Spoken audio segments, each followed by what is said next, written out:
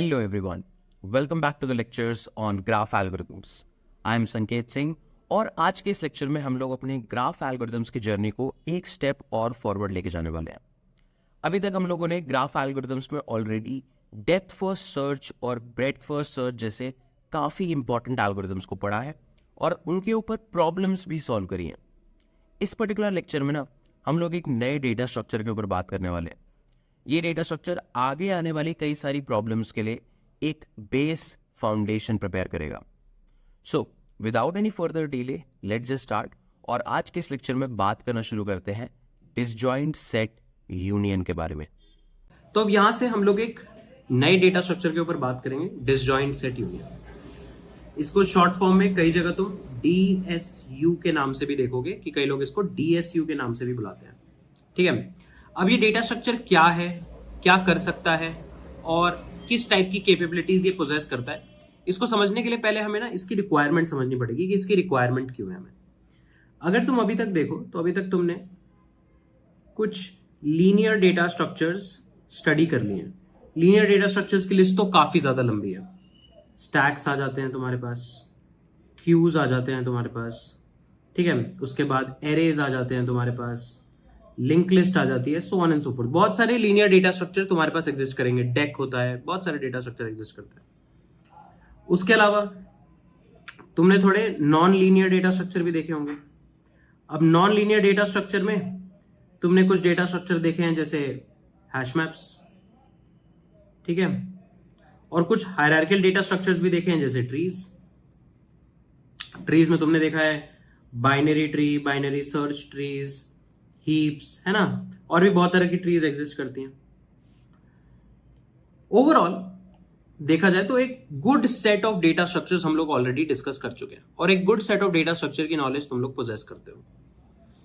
अब यहां पे एक नए तरह की प्रॉब्लम को मैं इंट्रोड्यूस करूंगा जिसकी वजह से हमें एक नए तरह का डेटा स्ट्रक्चर भी चाहिए होगा। ठीक है, इसे हम लोग कहेंगे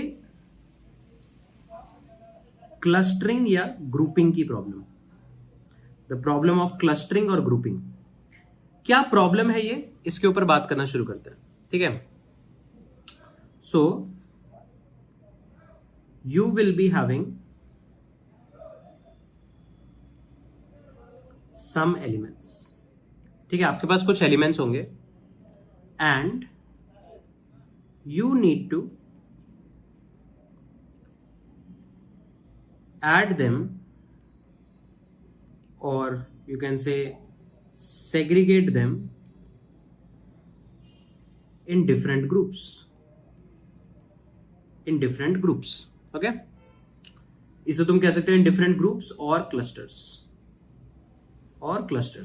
ठीक है, तो तुम्हारे पास प्रॉब्लम क्या होगी, तुम्हारे पास कुछ सेट ऑफ एलिमेंट्स एग्जिस्ट करेंगे और तुम उनको डिफरेंट ग्रुप्स में या डिफरेंट क्लस्टर्स में ऐड करना चाहते हो, right. And sometimes we might need to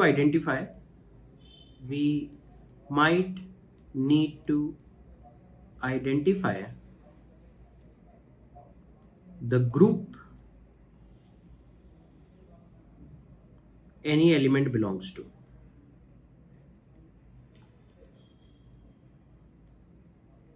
ठीक है, तो देखो दो चीजें हैं। एक है कि तुम्हारे पास कुछ सेट ऑफ एलिमेंट्स होंगे और तुम क्या चाहते हो, उन सेट ऑफ एलिमेंट्स को तुम डिफरेंट ग्रुप्स में या फिर डिफरेंट क्लस्टर्स में डिस्ट्रीब्यूट करना चाहते हो। इस डिस्ट्रीब्यूशन के प्रोसेस में तुम्हारे पास एक और चीज आ सकती है कि तुम्हें कोई एलिमेंट दिया गया, तुम्हें बताना है कि वो कौन से ग्रुप में लाई करता है या फिर वो कौन से क्लस्टर में लाई करता है। ये प्रॉब्लम हमारे पास इन हैंड है। ठीक है, इस प्रॉब्लम को ही सॉल्व करने के लिए हम लोग क्या करेंगे, एक नए डेटा स्ट्रक्चर के ऊपर बात करना शुरू करेंगे जिसे हम कहेंगे DSU। ये DSU ना सिर्फ इस तरह की प्रॉब्लम को सॉल्व करने में हेल्प करेगा बल्कि हमारे साथ काफी सारे ग्राफ एल्गोरिथम्स को सॉल्व करने में भी DSU हमारी बहुत हेल्प करेगा। ठीक है, तो मैं एक एग्जांपल देता हूं तुम्हें कि किस टाइप के ऑपरेशंस मैं तुम्हें करने के लिए कह रहा हूं। जैसे फॉर एग्जांपल लेट्स से तुम्हारे पास कुछ एलिमेंट्स हैं A, B, C, D, so on and so forth, let's say F, G, H तक। तुम क्या चाहते हो, लेट्स से तुम्हारे पास कुछ ग्रुप्स हैं एक ग्रुप में तुम्हारे पास ए, बी और डी पड़ा है, एक ग्रुप में तुम्हारे पास सी और ई पड़ा है। ठीक है, अब मान लो नेक्स्ट एलिमेंट आता है एफ। तुम चाहते हो एफ को किसी ग्रुप में ऐड करना, तो तुम एफ को किसी एक पर्टिकुलर ग्रुप में ऐड कर पाओ। और कल को तुमसे पूछा जाए कि यार डी कौन से ग्रुप को बिलोंग करता था, तो तुम बता पाओ कि अच्छा इस वाले ग्रुप को बिलोंग करता था, पहले वाले ग्रुप 1 को, इसको ऐसे कह दो, लेट्स से ग्रुप 1, ग्रुप 2। ठीक है, किसी भी तरीके से हम लोग ग्रुप को आइडेंटिफाई करेंगे, ग्रुप 1 कहेंगे, ग्रुप ए कहेंगे, कुछ भी कहेंगे, बट हमें पता लग जाए कि अच्छा ये वाला एलिमेंट इस ग्रुप को बिलोंग करता है। क्योंकि कई बार हमें ऐसी जरूरत पड़ेगी कि मान लो तुम्हारे पास 2 एलिमेंट है, क्या वो सेम ग्रुप को बिलोंग करते हैं? इस टाइप की प्रॉब्लम आ जाएगी तुम्हारे पास कि क्या मान लो 2 एलिमेंट है, क्या वो सेम ग्रुप को बिलोंग करते हैं, है ना। अब तुम्हें लगेगा कि अच्छा ठीक है, मतलब इस प्रॉब्लम को सॉल्व करेंगे, बट इस प्रॉब्लम को आपने अभी कहा कि ग्राफ एल्गोरिथम्स में भी यूज कर सकते हैं, तो कहां यूज करेंगे? अभी जो मैंने ग्रुपिंग की प्रॉब्लम बताई, इसको तुम बहुत ही इजीली कनेक्टेड कंपोनेंट्स के साथ डील कर सकते हो, है ना।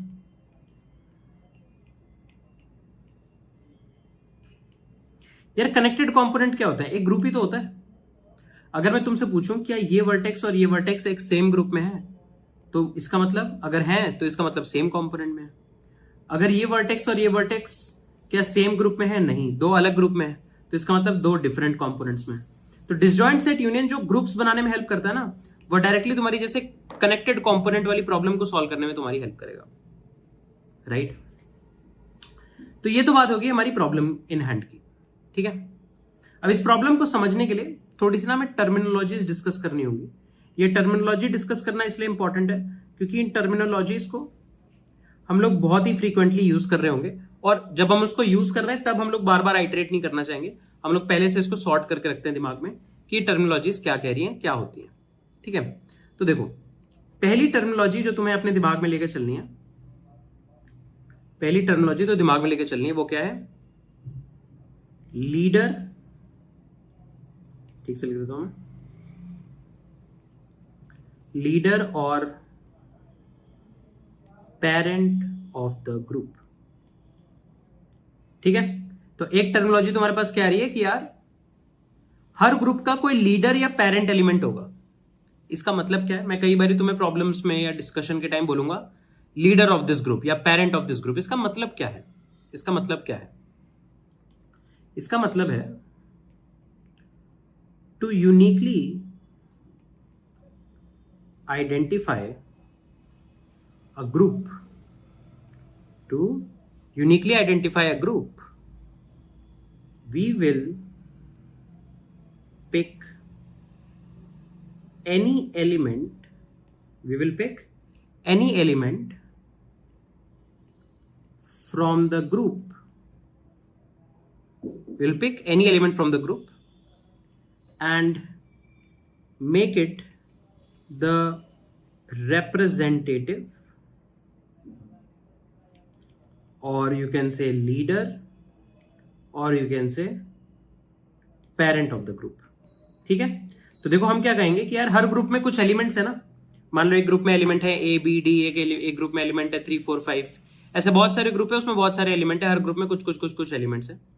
हम कहेंगे कि जो एलिमेंट्स है ना, उन्हीं में से किसी एक एलिमेंट को हम लोग पिक कर लेंगे और वो काइंड ऑफ लाइक एक रिप्रेजेंटेटिव एलिमेंट होगा। जैसे मान लो स्कूल में बहुत सारी क्लासेस होती थी, हर क्लास का बहुत सारे सेक्शंस होते थे।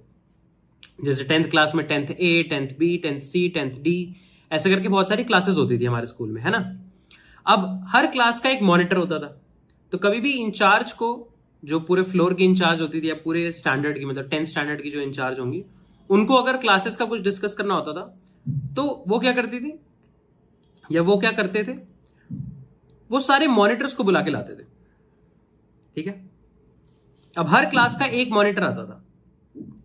मॉनिटर जिस भी क्लास को बिलोंग करता था, फॉर एग्जांपल एक मॉनिटर है जैसे लेट्स से सृष्टि, एक क्लास के मॉनिटर है लेट्स से अमन, ऐसे करके डिफरेंट डिफरेंट बच्चे हैं। अब सृष्टि जिस क्लास को बिलोंग करती है उस क्लास की मॉनिटर है, राइट। तो ये बाय डिफॉल्ट एक्सपेक्टेड है कि अच्छा इस क्लास के लीडर एलिमेंट या इस क्लास के रिप्रेजेंटेटिव एलिमेंट सृष्टि है, किसी दूसरी क्लास के रिप्रेजेंटेटिव या लीडर अमन है, और सीधा लीडर से बात करी जाती थी। सिमिलर चीज यहां पे भी होगी। हमारे पास एक ग्रुप ऑफ एलिमेंट्स होगा, उस ग्रुप में से ही कोई एक एलिमेंट हम लोग उठा लेंगे और उसको ग्रुप का रिप्रेजेंटेटिव या मैं कहूं पेरेंट या मैं कहूं लीडर, जो भी तुम कहना चाहते हो वो कह सकते हो, और हम लोग उसे ग्रुप का वही चीज बना देंगे। फॉर एग्जाम्पल लेट्स से जैसे ये ग्रुप है, तो मैंने क्या कहा, फॉर एग्जाम्पल यहां पे तुम ए को लीडर बना दो, यहां पे तुम ई को लीडर बना दो, किसी को भी लीडर बना सकते हो, ठीक है। हम देखेंगे कि क्या कोई लॉजिक ढूंढ रहे हैं हम लोग लीडर बनाने के लिए, या फिर हम लोग सीधा उठा के किसी को भी लीडर बना देते हैं, so on and so fourth. But हम लीडर किसी को भी बना सकते हैं। और अब जैसे मान लो यहां पे लीडर ए बना दिया ना, तो इस ग्रुप को हम लोग ग्रुप 1 की जगह कहेंगे ग्रुप ऑफ ए, इस ग्रुप को कहेंगे ग्रुप ऑफ ई, राइट, क्योंकि जो रिप्रेजेंटेटिव है उसी के नाम से ग्रुप जाना भी जाएगा। ये बात हमें हमेशा दिमाग में लेकर चलनी है। सो ये एक लॉजिक टर्मिनोलॉजी है जो हमें दिमाग में रखनी है कि यार कभी भी मैं लीडर या पेरेंट ऑफ द ग्रुप की बात कर रहा हूं तो मैं ग्रुप के एक ऐसे एलिमेंट की बात कर रहा हूं जो पूरे के पूरे ग्रुप को रिप्रेजेंट करता है, पूरे के पूरे ग्रुप के तरफ से डिस्कशन करेगा, या पूरे के पूरे ग्रुप को एक्चुअली रिप्रेजेंट करेगा हमें, ताकि अगर हमें ग्रुप पे कोई भी ऑपरेशन करना है तो हम उसी एलिमेंट के थ्रू कर पाएंगे, राइट। ये चीज बहुत इंपॉर्टेंट है तुम्हारे दिमाग में रहनी। अब हमने बेसिक प्रॉब्लम की और टर्मिनोलॉजीज के ऊपर तो बात कर लिया। अब मैं कह रहा हूं कि इस प्रॉब्लम को सॉल्व करने के लिए हम एक नया डेटा स्ट्रक्चर बनाने वाले हैं, डीएसयू। अब अगर नया डेटा स्ट्रक्चर बनाने वाले हैं तो दो इंपॉर्टेंट चीजें हैं उस डेटा स्ट्रक्चर के बारे में। पहली कि कैसे बनेगा वो, इंटरनली इंप्लीमेंट कैसे होगा डीएसयू। दूसरा, डीएसयू को यूज कैसे करेंगे। तो सबसे पहले ना डीएसयू को यूज कैसे करेंगे वो जान लेते हैं, फिर उसके बाद इंटरनल डिस्कशन करेंगे कि बनेगा, इंटरनली बनेगा कैसे डीएसयू। तो देखो यार, डीएसयू को यूज करने के लिए ना हम एक सिंपल सा क्वेश्चन पूछेंगे, what functions DSU need to support. अब किसी को भी हमारा अगर डीएसयू यूज करना है तो हम क्या करेंगे, अपने डीएसयू के कुछ फंक्शंस को एक्सपोज करेंगे। तो कौन से फंक्शंस को एक्सपोज करा जाए, ये हमारे सामने चैलेंज है, ठीक है, ओके। तो पहला फंक्शन जो हमें एक्सपोज करने की जरूरत है वो है यूनियन। ये फंक्शन दो पैरामीटर्स लेगा, ए कॉमा बी। तो हमारा डीएसयू डेटा स्ट्रक्चर एक फंक्शन एक्सपोज करेगा union of A comma B. अब ये union of A comma B करेगा क्या, ये union of A comma B करेगा क्या, ये करेगा adds the element, or I would say adds the group where element B belongs to the group where element A belongs, or vice versa।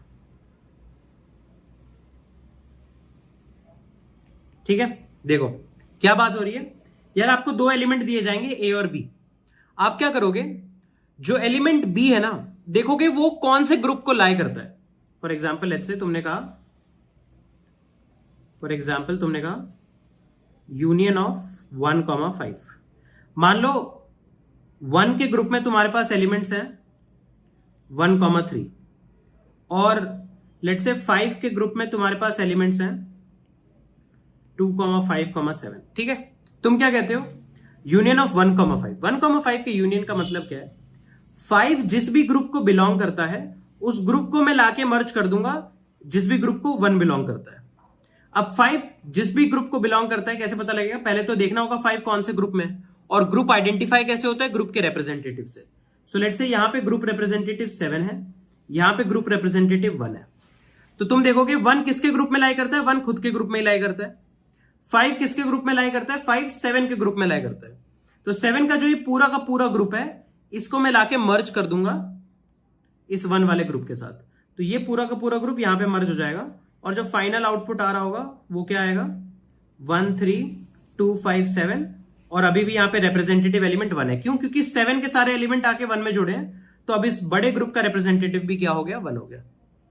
ठीक है, इस काइंड ऑफ लाइक जैसे तुमने देखा होगा पॉलिटिकल पार्टीज होती हैं, एक पार्टी में कुछ एमएलएज होते हैं, कुछ एमपीज होते हैं, वो ग्रुप बना के रखते हैं, बट फिर कभी कभी कोलिशन हो जाता है दो पार्टीज का।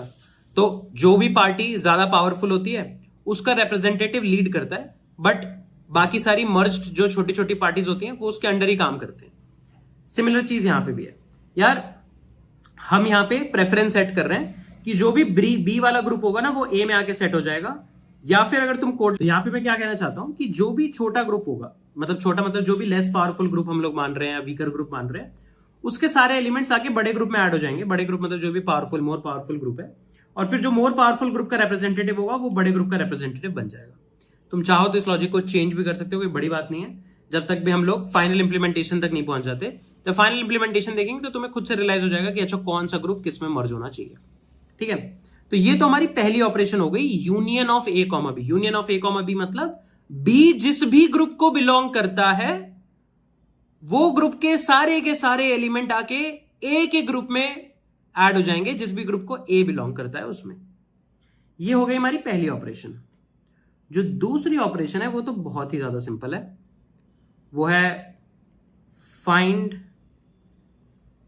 एक्स, या फिर कई जगह तुम इसको इंप्लीमेंट होते हुए देखोगे गेट एक्स। ठीक है, फाइंड एक्स या गेट एक्स। अब फाइंड एक्स या गेट एक्स क्या है? This will be used to find which group X belongs to, which group X belongs to. Right यार, ये जो नया फंक्शन हम लिख रहे हैं फाइंड एक्स या गेट एक्स, कुछ भी लिख सकते हो तुम, ये बताने वाला है कि जो एलिमेंट एक्स है ना वो कौन से ग्रुप से लाई करता है, कौन से ग्रुप में एग्जिस्ट करता है। ठीक है, तो हम लोग यहां पे अब कैसे पता लगेगा कौन से ग्रुप में क्या एग्जिस्ट करता है? हम लोग उस ग्रुप का रिप्रेजेंटेटिव रिटर्न करेंगे। We will return the parent of the group that x belongs to। ठीक है, तो हम लोग क्या करेंगे, x जिस भी ग्रुप में लाई करते हैं उस ग्रुप का पेरेंट रिटर्न कर देंगे। हो सकता है उस ग्रुप का पेरेंट x खुद हो, ऐसा भी हो सकता है। Right, for example let's say हमारे पास ग्रुप है 2 3 1 6 और इस ग्रुप का पेरेंट कौन है? पेरेंट ऑफ द ग्रुप है 3। तो अगर मान लो मैंने करा गेट ऑफ 2, गेट ऑफ 2 मतलब भाई जिस भी ग्रुप में 2 बिलोंग करता है उस ग्रुप का पेरेंट एलिमेंट ले आओ। तो गेट ऑफ 2 की वैल्यू क्या हो जाएगी? 3। यहीं पे अगर मैं गेट ऑफ 3 करूं तो 3 किस ग्रुप को बिलोंग करता है? 3 इसी ग्रुप को बिलोंग करता है जिसका पेरेंट 3 है, तो यहां पे भी आंसर क्या हो जाएगा? 3। ठीक है, तो ये दो ऑपरेशंस मेनली हमें सपोर्ट करने हैं, और इन्हीं दो ऑपरेशंस की वजह से कभी कभी तुम डीएसयू को या डीएसयू से बनने वाली प्रॉब्लम को डिसजॉइंट सेट यूनियन की जगह लोगों को बोलते सुनोगे यूनियन फाइंड एल्गोरिथम या union find data structure. Union find algorithm या यूनियन फाइंड डेटा स्ट्रक्चर इसी डेटा स्ट्रक्चर की बात करते हैं जहां पे हम लोग दो ऑपरेशंस सेटअप करते हैं, यूनियन जिससे दो एलिमेंट सेम ग्रुप में आ जाए, और फाइंड जिससे हम लोग किसी भी एलिमेंट का पेरेंट एलिमेंट कैलकुलेट कर पाए। ये दोनों काफी ज्यादा इंपॉर्टेंट ऑपरेशंस है, और इन ऑपरेशन से हमें यह पता लग गया कि किसी को अगर मेरा डीएसयू यूज करना है तो कैसे करना है। अब हमें तो क्या करना है, हमें तो डीएसयू बनाना है। तो बनाने के लिए इन्हीं दो ऑपरेशंस के ऊपर ध्यान देने की जरूरत है कि ये दो ऑपरेशंस हम लोग कैसे इंप्लीमेंट करेंगे।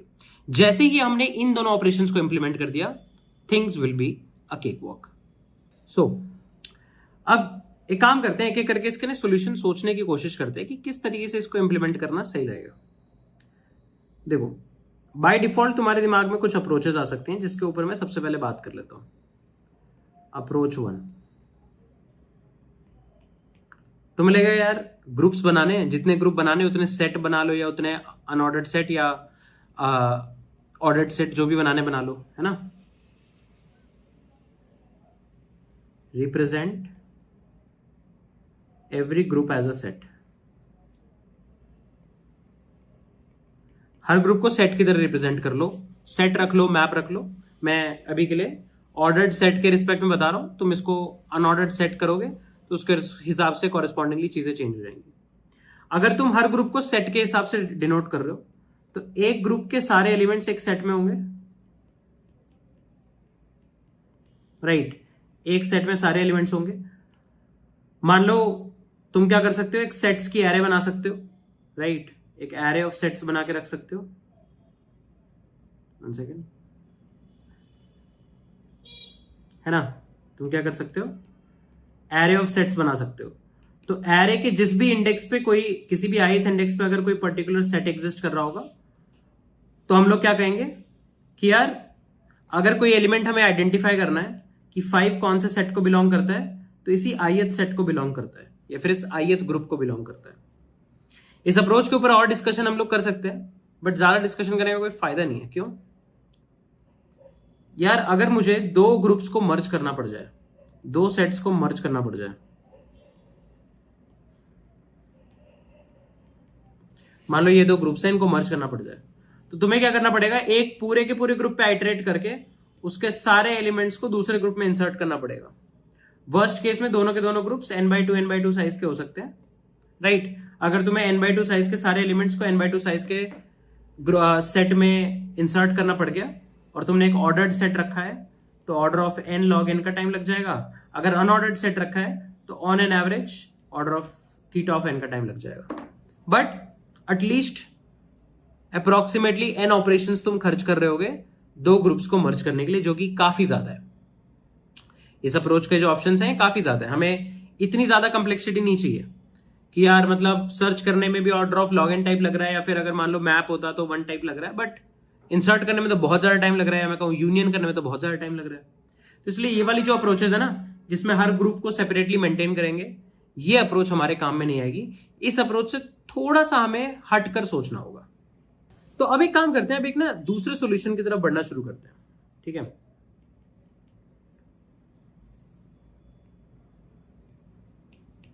एक दूसरे सॉल्यूशन की तरफ बढ़ना शुरू करते हैं।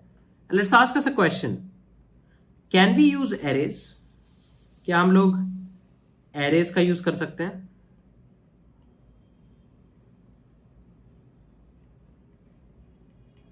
राइट, क्या हम लोग एरेज का यूज कर सकते हैं?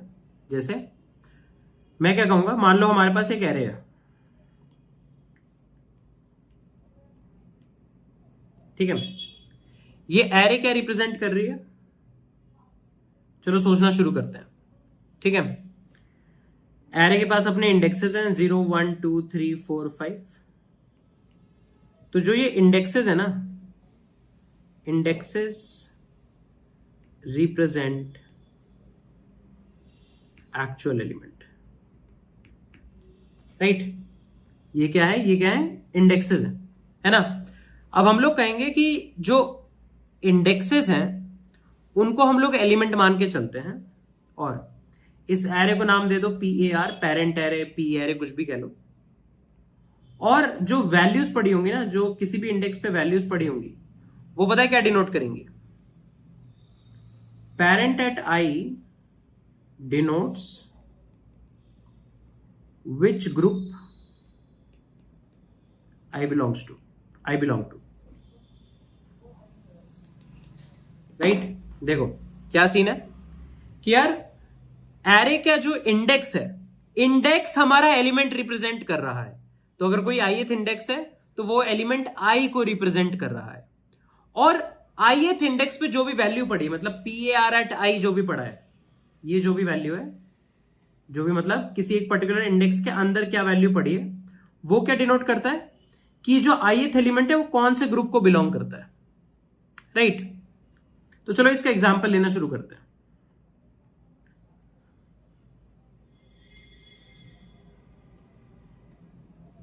ठीक है,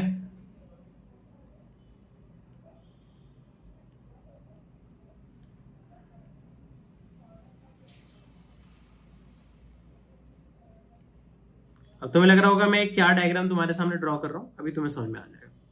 देखो ये जो सर्कल है ना, ऑरेंज कलर का सर्कल से जो मैंने बनाया, ये मैं एक ग्रुप रिप्रेजेंट कर रहा हूं। और मैं कहता हूं जब तक आपने कोई भी ग्रुपिंग नहीं करी है, आपने कोई भी एक सिंगल यूनियन ऑपरेशन जब तक एग्जीक्यूट नहीं करा है, क्या मैं कह सकता हूं? 0 खुद के ग्रुप में लाई करता है, 1 खुद के ग्रुप में, 2 3 4 5, है ना। तो क्या सिचुएशन है कि यार हर एलिमेंट ना इनिशियली खुद के ही ग्रुप में बिलोंग करता है। तो मैं यहां लिख देता हूं, इनिशियली एवरी एलिमेंट, हर element belongs to different own groups, right. Different own groups, कि यार 0 खुद के ग्रुप में लाई करता है, 1 खुद के ग्रुप में लाई करता है, 2 खुद के ग्रुप में लाई करता है, so on and so fourth, 5 भी खुद के ग्रुप में लाई करता है। इसीलिए अगर किसी ने मेरे से पूछा 5 कौन से ग्रुप को लाई करता है, तो मैं रिटर्न कर दूंगा PAR ऑफ 5, राइट। 2 कौन से ग्रुप को बिलोंग करता है, या 2 के ग्रुप का लीडर एलिमेंट कौन है, ये भी मुझे कैसे पता लग जाएगा, PAR ऑफ I से, right, that is the parent array of index I से। तो इनिशियली तो सब लोग खुद की वैल्यू डाल के रखेंगे, एंड देन जैसे जैसे यूनियन ऑपरेशंस आती जाएंगी ना, ये जो ग्रुप्स है वो मर्ज होते जाएंगे। फॉर एग्जाम्पल लेट्स से हमारे पास एक यूनियन ऑपरेशन आई 0,1, इसका मतलब क्या है, जो भी एलिमेंट्स 1 के ग्रुप में थे उन सबको 0 में ट्रांसफर करना है। अब कैसे पता लगेगा कौन कौन से एलिमेंट 1 के ग्रुप में थे, बहुत आसान है, एक एक इंडेक्स पे जाओ, जिस भी इंडेक्स की वैल्यू 1 है उसका मतलब क्या है, ये वाले एलिमेंट सारे 1 के ग्रुप को लाया करते थे, इन सारे एलिमेंट्स को किस पे लेकर आना है, 0 के ग्रुप पे। अब 0 का ग्रुप क्या है, 0 का ग्रुप 0 ही है, 0 का ग्रुप 0 ही है, तो हम लोग क्या करेंगे, 1 के सारे एलिमेंट्स को 0 के ग्रुप में लेकर आएंगे। कैसे लेकर आएंगे, हर एलिमेंट पे जाओ, जहां जहां पे वैल्यू 1 पड़ी है उसको अपडेट करके हम कर देंगे 0। और इससे टेक्निकली क्या होगा, ये दोनों ग्रुप्स,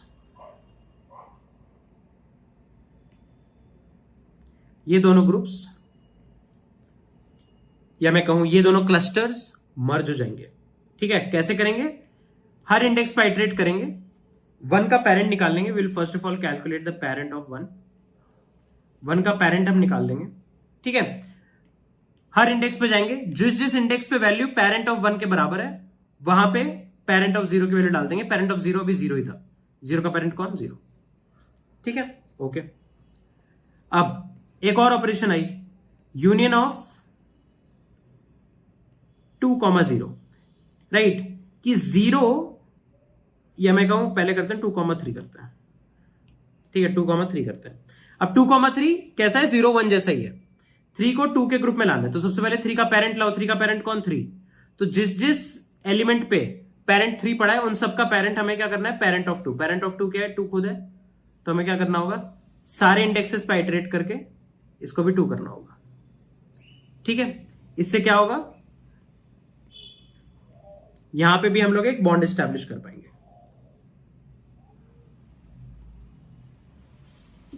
राइट, ओके। अब इंटरेस्टिंग पार्ट करते हैं, अब करते हैं हम लोग यूनियन ऑफ 2,1, कि यार जो भी एलिमेंट्स 1 के ग्रुप में है ना वो सारे 2 के ग्रुप में चले जाए। अब 1 के ग्रुप में कौन से एलिमेंट है, कैसे पता लगेगा, अब 1 का पेरेंट निकाल लो। 1 का पेरेंट कौन है, 0 है, ये हमें कैसे पता लगा, PAR ऑफ I से, कि यार 1 का पेरेंट तो कौन है, 0 है। तो उन सारे एलिमेंट्स पे जाओ जिनका पेरेंट 0 है और उन सबका पेरेंट बना दो 2 का पेरेंट। 2 का पेरेंट कौन है, 2 खुद है, तो एक एक करके सारे एलिमेंट्स पे जाओ, राइट, एक एक करके सारे एलिमेंट्स पे जाओ, यहां भी जाओ, यहां भी जाओ, राइट, और देखो कि कौन कौन से एलिमेंट का पेरेंट 1 के पेरेंट के बराबर है। तो 1 का पेरेंट कौन था, 0 था, यहां पे 0 पड़ा था, यहां 0 पड़ा था, और कहीं 0 नहीं था। एक एक करके आइटरेट करेंगे सारे जीरोस को, राइट, वापस से हम लोग 2 पे ले आएंगे। राइट, 2 कहां से आई वैल्यू, 2,3 का जो ग्रुप है उसका लीडर एलिमेंट कौन है, 2 ही है। 2 कौन से ग्रुप में बिलोंग करता है, 2 के ग्रुप में बिलोंग करता है। तो टेक्निकली ये वैल्यू क्या डिनोट करती है कि 1 कौन से ग्रुप में बिलोंग करता है, 0 कौन से ग्रुप में बिलोंग करता है। और अगर ऐसा है सो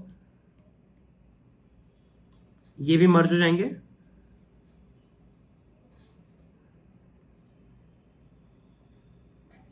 राइट, सॉरी, ये सारे के सारे एलिमेंट्स मर्ज हो जाएंगे, राइट। ठीक है, और इनका ग्रुप एलिमेंट क्या होगा, ये हो जाएगा 2, लीडर एलिमेंट हो जाएगा 2। ठीक है, लीडर एलिमेंट हो जाएगा 2, एज सिंपल एज दैट। ये अप्रोच हमें चला के चलनी है, ये अप्रोच हमें चलाते हुए चलनी है। ऐसे कल को यूनियन ऑफ 4,5 का है तो 4 और 5 को साथ में डालना है और किसी एक को मेन एलिमेंट बना के रखना है। फिर 4 5 को 1 2 3 के साथ ऐड करने के लिए कहे, 4 5 को 1 2 3 के साथ ऐड करने के लिए कहे, that also we can do. क्या करना होगा, 4 5 का पेरेंट एलिमेंट निकालो या रिप्रेजेंटेटिव एलिमेंट निकालो, उसके बाद बची हुई एरे में जहां जहां पे रिप्रेजेंटेटिव एलिमेंट वही है वहां पे नया रिप्रेजेंटेटिव एलिमेंट सेट कर दो, एज सिंपल एज दैट। इस अप्रोच का यूज करके हम लोग डेफिनेटली डिसजॉइंट सेट यूनियन को इंप्लीमेंट कर सकते हैं। जो हमने अप्रोच डिस्कस करी है उसका जरा सूडो कोड लिखने की कोशिश करते हैं। पहला ऑपरेशन कौन सी है, इंट फाइंड, ये क्या लेगा, एक पैरामीटर एक्स लेगा। फाइंड का मतलब क्या है, कौन से ग्रुप को एक्स बिलोंग करता है उस ग्रुप का पेरेंट रिटर्न कर दो। तो ये तो रिटर्न करना बहुत आसान है, रिटर्न पेरेंट ऑफ एक्स, है ना, ये तो करना बहुत आसान है। और जो यूनियन मेथड होगा ए कॉमा बी, उसमें सबसे पहले क्या करना है, ए का पेरेंट लेकर आओ, बी का पेरेंट लेकर आओ। ए का पेरेंट कैसे लाओगे, फाइंड ऑफ ए करके, बी का पेरेंट कैसे लाओगे, फाइंड ऑफ बी करके। पता लग जाएगा ना ए कौन से ग्रुप को बिलोंग करता है, बी कौन से ग्रुप को बिलोंग करता है। और उसके बाद सारे एलिमेंट्स पे जाओ, सारे एलिमेंट्स पे जाओ। अगर किसी भी एलिमेंट का पेरेंट बी के बराबर है, बी कौन है, हमारे गिवन एलिमेंट बी का पेरेंट है, ये रिप्रेजेंटेटिव एलिमेंट बन गया। तो कोई भी एलिमेंट का पेरेंट अगर रिप्रेजेंटेटिव के बराबर है तो हम लोग क्या कर देंगे, P R of I is equals to A, right. कि यार अगर किसी ith एलिमेंट को बी ग्रुप से आइडेंटिफाई किया जाता था और अब बी ग्रुप को तुम ए में मर्ज कर रहे हो, तो उस ith एलिमेंट को हम लोग ए ग्रुप से आइडेंटिफाई करेंगे, उस ith एलिमेंट को हम लोग ए ग्रुप से आइडेंटिफाई करेंगे, दैट्स इट। ठीक है, देखो दो सिंपल फंक्शंस हैं, एक कोई भी एलिमेंट एक्स है तो उसका पेरेंट का है, पेरेंट ऑफ एक्स में इस एरे में, इस एरे के अंदर ही हर एलिमेंट का पेरेंट स्टोर्ड है। और अगर तुम्हें दो एलिमेंट्स को मर्ज करना है, मतलब दो एलिमेंट्स के ग्रुप्स को मर्ज करना है, तो पहले देखना होगा ना ए कौन से ग्रुप में लाई करता है, बी कौन से ग्रुप में लाई करता है।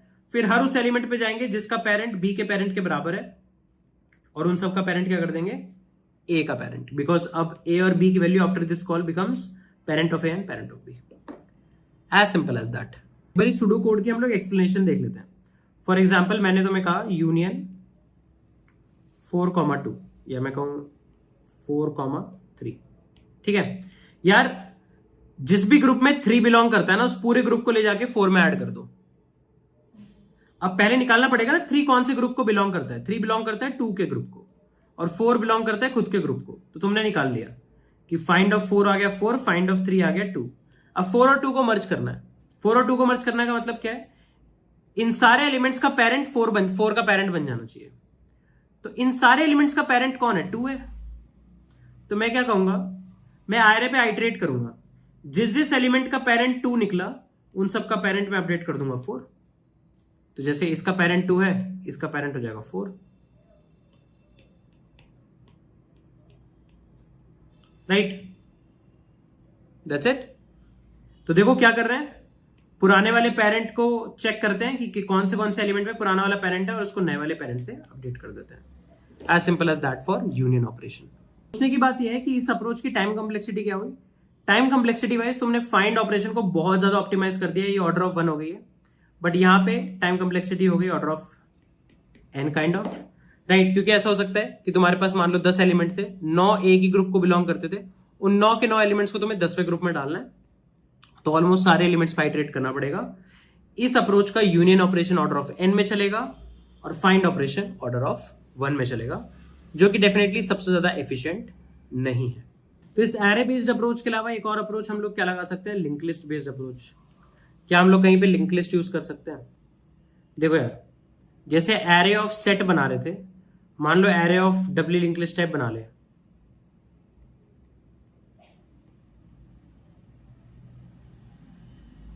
ठीक है, इस तरीके से हमारे पास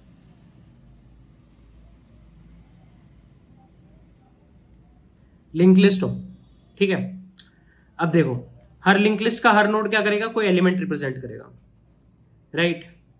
तुम्हें क्या करना होगा, अगर तुम्हारे पास उस एलिमेंट के कॉरस्पॉन्डिंग नोड का एक्सेस है, मान लो एक हैश मैप में तुमने 3 के कॉरस्पॉन्डिंग नोड का एड्रेस स्टोर कर लिया, तो तुम क्या कर सकते हो, इसके लेफ्ट पे जा सकते हो या प्रीवियस पे जा सकते हो, इसके प्रीवियस पे जा सकते हो, इसके प्रीवियस पे जा सकते हो, जिस भी इंडेक्स पे तुम लैंड अप करोगे वो तुम्हारा आंसर है। इससे प्रॉब्लम क्या है, इससे जो तुम्हारी फाइंड ऑपरेशन है वो ऑर्डर ऑफ n की चलने लग जाएगी। बट इससे फायदा क्या है, जो तुम्हारी यूनियन ऑपरेशन है वो अप्रोक्सीमेटली ऑर्डर ऑफ 1 में हो जाएगी। क्यों यार, 2 लिंक लिस्ट को अगर मर्ज करना है और डबली लिंक लिस्ट है, तो मैं क्या करूंगा, इसके हेड को उठा के जाके सीधा इसके टेल पे लगा दूंगा, as simple as that, right. इसके लिए अगर मेरे पास बस हेड और टेल का एक्सेस है तो मेरा काम बन जाएगा।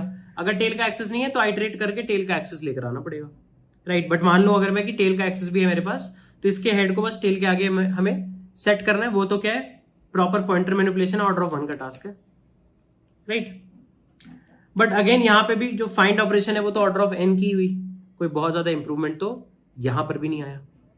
तो देखो यार, इससे पहले कि हम लोग इस अप्रोच को ऑप्टिमाइज कर पाए ना, हमें सबसे पहले ये जानना जरूरी है कि इस अप्रोच में प्रॉब्लम क्या है। अप्रोच में प्रॉब्लम ये है कि लेट्स अज्यूम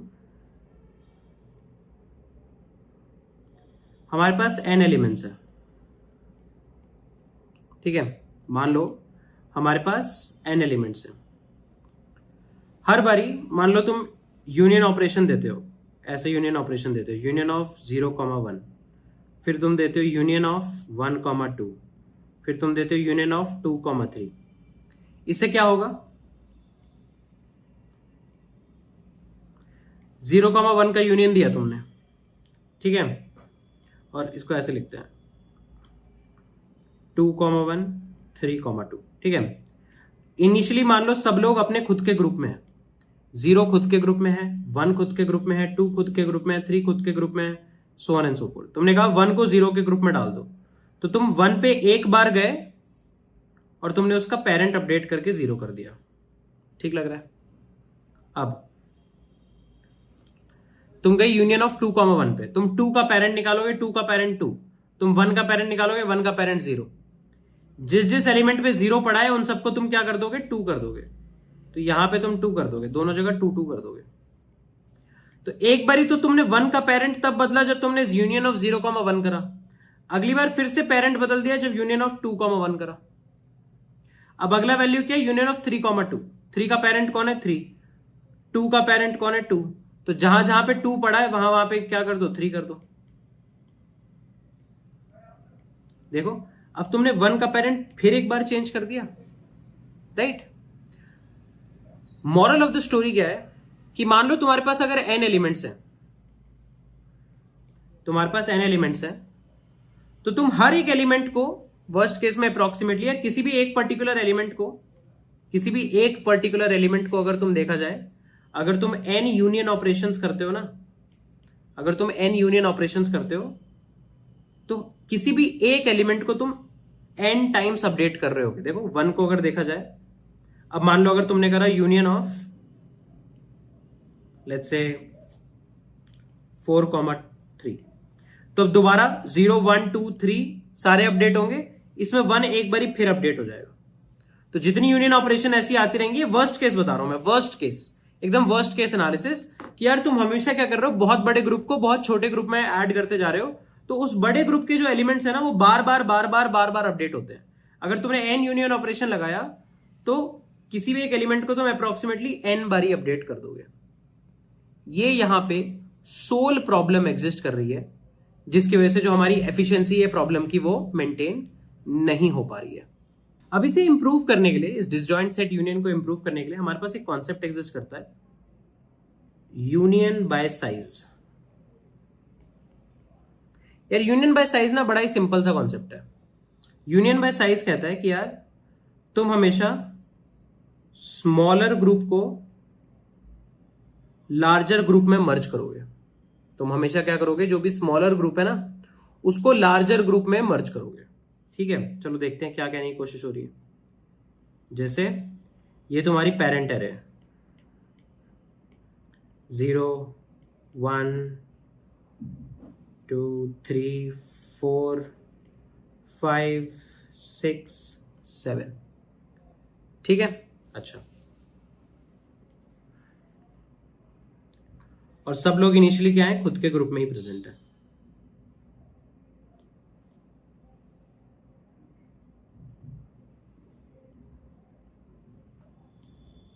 जीरो खुद के ग्रुप में है, 1 खुद के ग्रुप में है, 2 3 4 5 6 7 सारे एलिमेंट खुद के ग्रुप में एग्जिस्ट कर रहे हैं। तुमने करा यूनियन ऑफ 0,1, तुमने 0,1 का यूनियन करा, ये तो सिंपल यूनियन है क्योंकि दोनों का साइज अभी 0 के ग्रुप का साइज भी 1 है, 1 के ग्रुप का साइज भी 1 है, किसी को भी किसी में भी एडजस्ट कर दो, कोई फर्क नहीं पड़ता, मैंने क्या करा, 1 का पेरेंट 0 कर दिया और दोनों को सेम ही ग्रुप में ले आते हैं, दोनों को सेम ग्रुप में ले आते हैं। और लेट से मैं यहां पे रिप्रेजेंटेटिव एलिमेंट बना रहा हूं 0 को, इस ग्रुप का पेरेंट एलिमेंट कौन है, 0 है। तो तुमने देखो 1 को एक बार ही अपडेट करा। अब अगर मैं कहता हूं ना यूनियन ऑफ 2,0, तो 2 का पेरेंट कौन है 2, 0 का पेरेंट कौन है 0। पुरानी वाली अप्रोच में क्या होता, हम उन सारे एलिमेंट्स पे जाते जिनका पेरेंट 0 है और उनको 2 से अपडेट कर देते। बट यहां पे ऐसा नहीं होगा, क्योंकि यहां पे 2 का साइज देखा जाएगा। 2 के ग्रुप का साइज तो छोटा है और 0 के ग्रुप का साइज बड़ा है, तो 0 का ग्रुप 2 में मर्ज नहीं होगा, 2 वाला ग्रुप 0 में मर्ज होगा। अगर 2 वाला ग्रुप 0 में मर्ज होगा तो 1 को तो अपडेट करने की जरूरत ही नहीं पड़ेगी ना। क्यों, 0 का पेरेंट कौन है 0, 2 का पेरेंट कौन है 2। जहां जहां पे भी पेरेंट 2 है वहां पे तुम पेरेंट को क्या कर दो, जहां जहां पे पेरेंट 2 है वहां पे पेरेंट को 0 कर दो। सही बात लग रही है ना। ये चीज तो बन सकती है, ठीक है कि यार अगर मैं हमेशा छोटे ग्रुप को बड़े ग्रुप में मर्ज करूं तब तो मेरा काम बन सकता है, राइट। अब तुम कहोगे अच्छा चलो एक और एग्जांपल देखते हैं। ऐसा भी तो हो सकता है ना यार, आपने यूनियन ऑफ 2,3 कर लिया। अगर आपने यूनियन ऑफ 2,3 कर लिया, मान लो दोनों का पेरेंट मैं 2 को ही बना दूं, इसका रिप्रेजेंटेटिव मैं 2 को बना दूं, ठीक है। तो मेरे पास दो साइज के 2 ग्रुप आ गए, है ना। और इसके बाद मान लो आपने कर दिया यूनियन ऑफ 1,2, ऐसा कुछ कर दिया। अब यहां पे तो साइज सेम है, यहां पे साइज सेम है। अगर यहां पे साइज सेम है तो किसी भी ग्रुप को किसी में भी ऐड करा जा सकता है ना। तो एक पॉसिबिलिटी तो ये भी है ना कि इस वाले ग्रुप को मैं इसमें मर्ज कर दूं। अब इस वाले ग्रुप का पेरेंट कौन है 0, तो जहां जहां पे 0 पड़ा है वहां वहां पे तुम 2 डाल दोगे, 2 डाल दोगे, राइट। तो मिलेगा अच्छा 1 तो एक बार और अपडेट हो गया ना। बट अगर तुम ध्यान से देखो तो 1 कब कब अपडेट होगा। वर्स्ट केस में किसी भी एक एलिमेंट को पकड़ लेते हैं, वो कब कब अपडेट हो रहा होगा। एक बारी हमारा 1 अपडेट होगा जब उसके ग्रुप का साइज 1 है।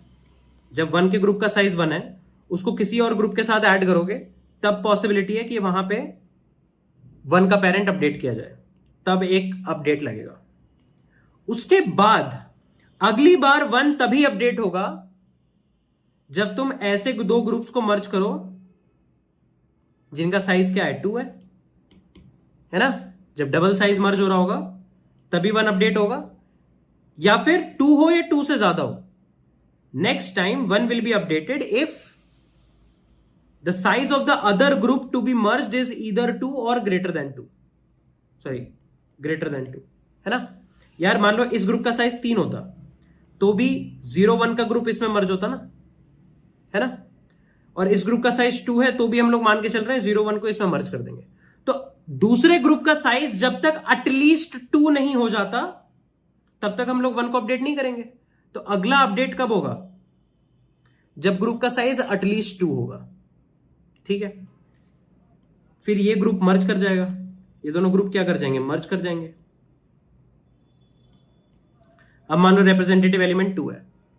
अब अगली बार 1 का अपडेट कब आएगा, जब 1 का ग्रुप किसी ऐसे ग्रुप के साथ मर्ज हो जिसका साइज एटलीस्ट 4 है।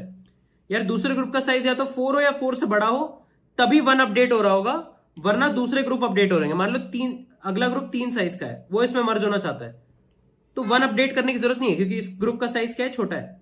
तो हमेशा छोटे वाला बड़े में ऐड हो रहा है। बट अगर मान लो अगले ग्रुप का साइज 4 है या समथिंग ग्रेटर देन 4 है, तब तो इस 1 वाले ग्रुप को ऐड करना पड़ेगा, तब दोबारा 1 की एक अपडेट लगेगी। तो 1 की अगली अपडेट कब लगेगी, जब हम लोग ऐसे ग्रुप में मर्ज करें जिसका साइज एटलीस्ट 4 है। तब हमारे पास एक और मर्ज ऑपरेशन आएगी या यूनियन ऑपरेशन आएगी, राइट। तो हमारे पास एक और यूनियन ऑपरेशन आएगी। अगली बार कब आएगी, जब साइज एटलीस्ट 8 हो जाएगा। जब हमारा साइज एटलीस्ट 8 हो जाएगा उस टाइम पे हमारे पास अगली ऑपरेशन आएगी, right? So on and so fourth, so on and so fourth. इस तरीके से ही हमारी ऑपरेशन चलती जाएंगी, इस तरीके से ही हमारी ऑपरेशन चलती जाएंगी कि यार सबसे पहले हमने 1 को अपडेट कब करा होगा, जब एटलीस्ट 1 वाले ग्रुप के साइज के साथ हम लोग मर्ज कर रहे होंगे।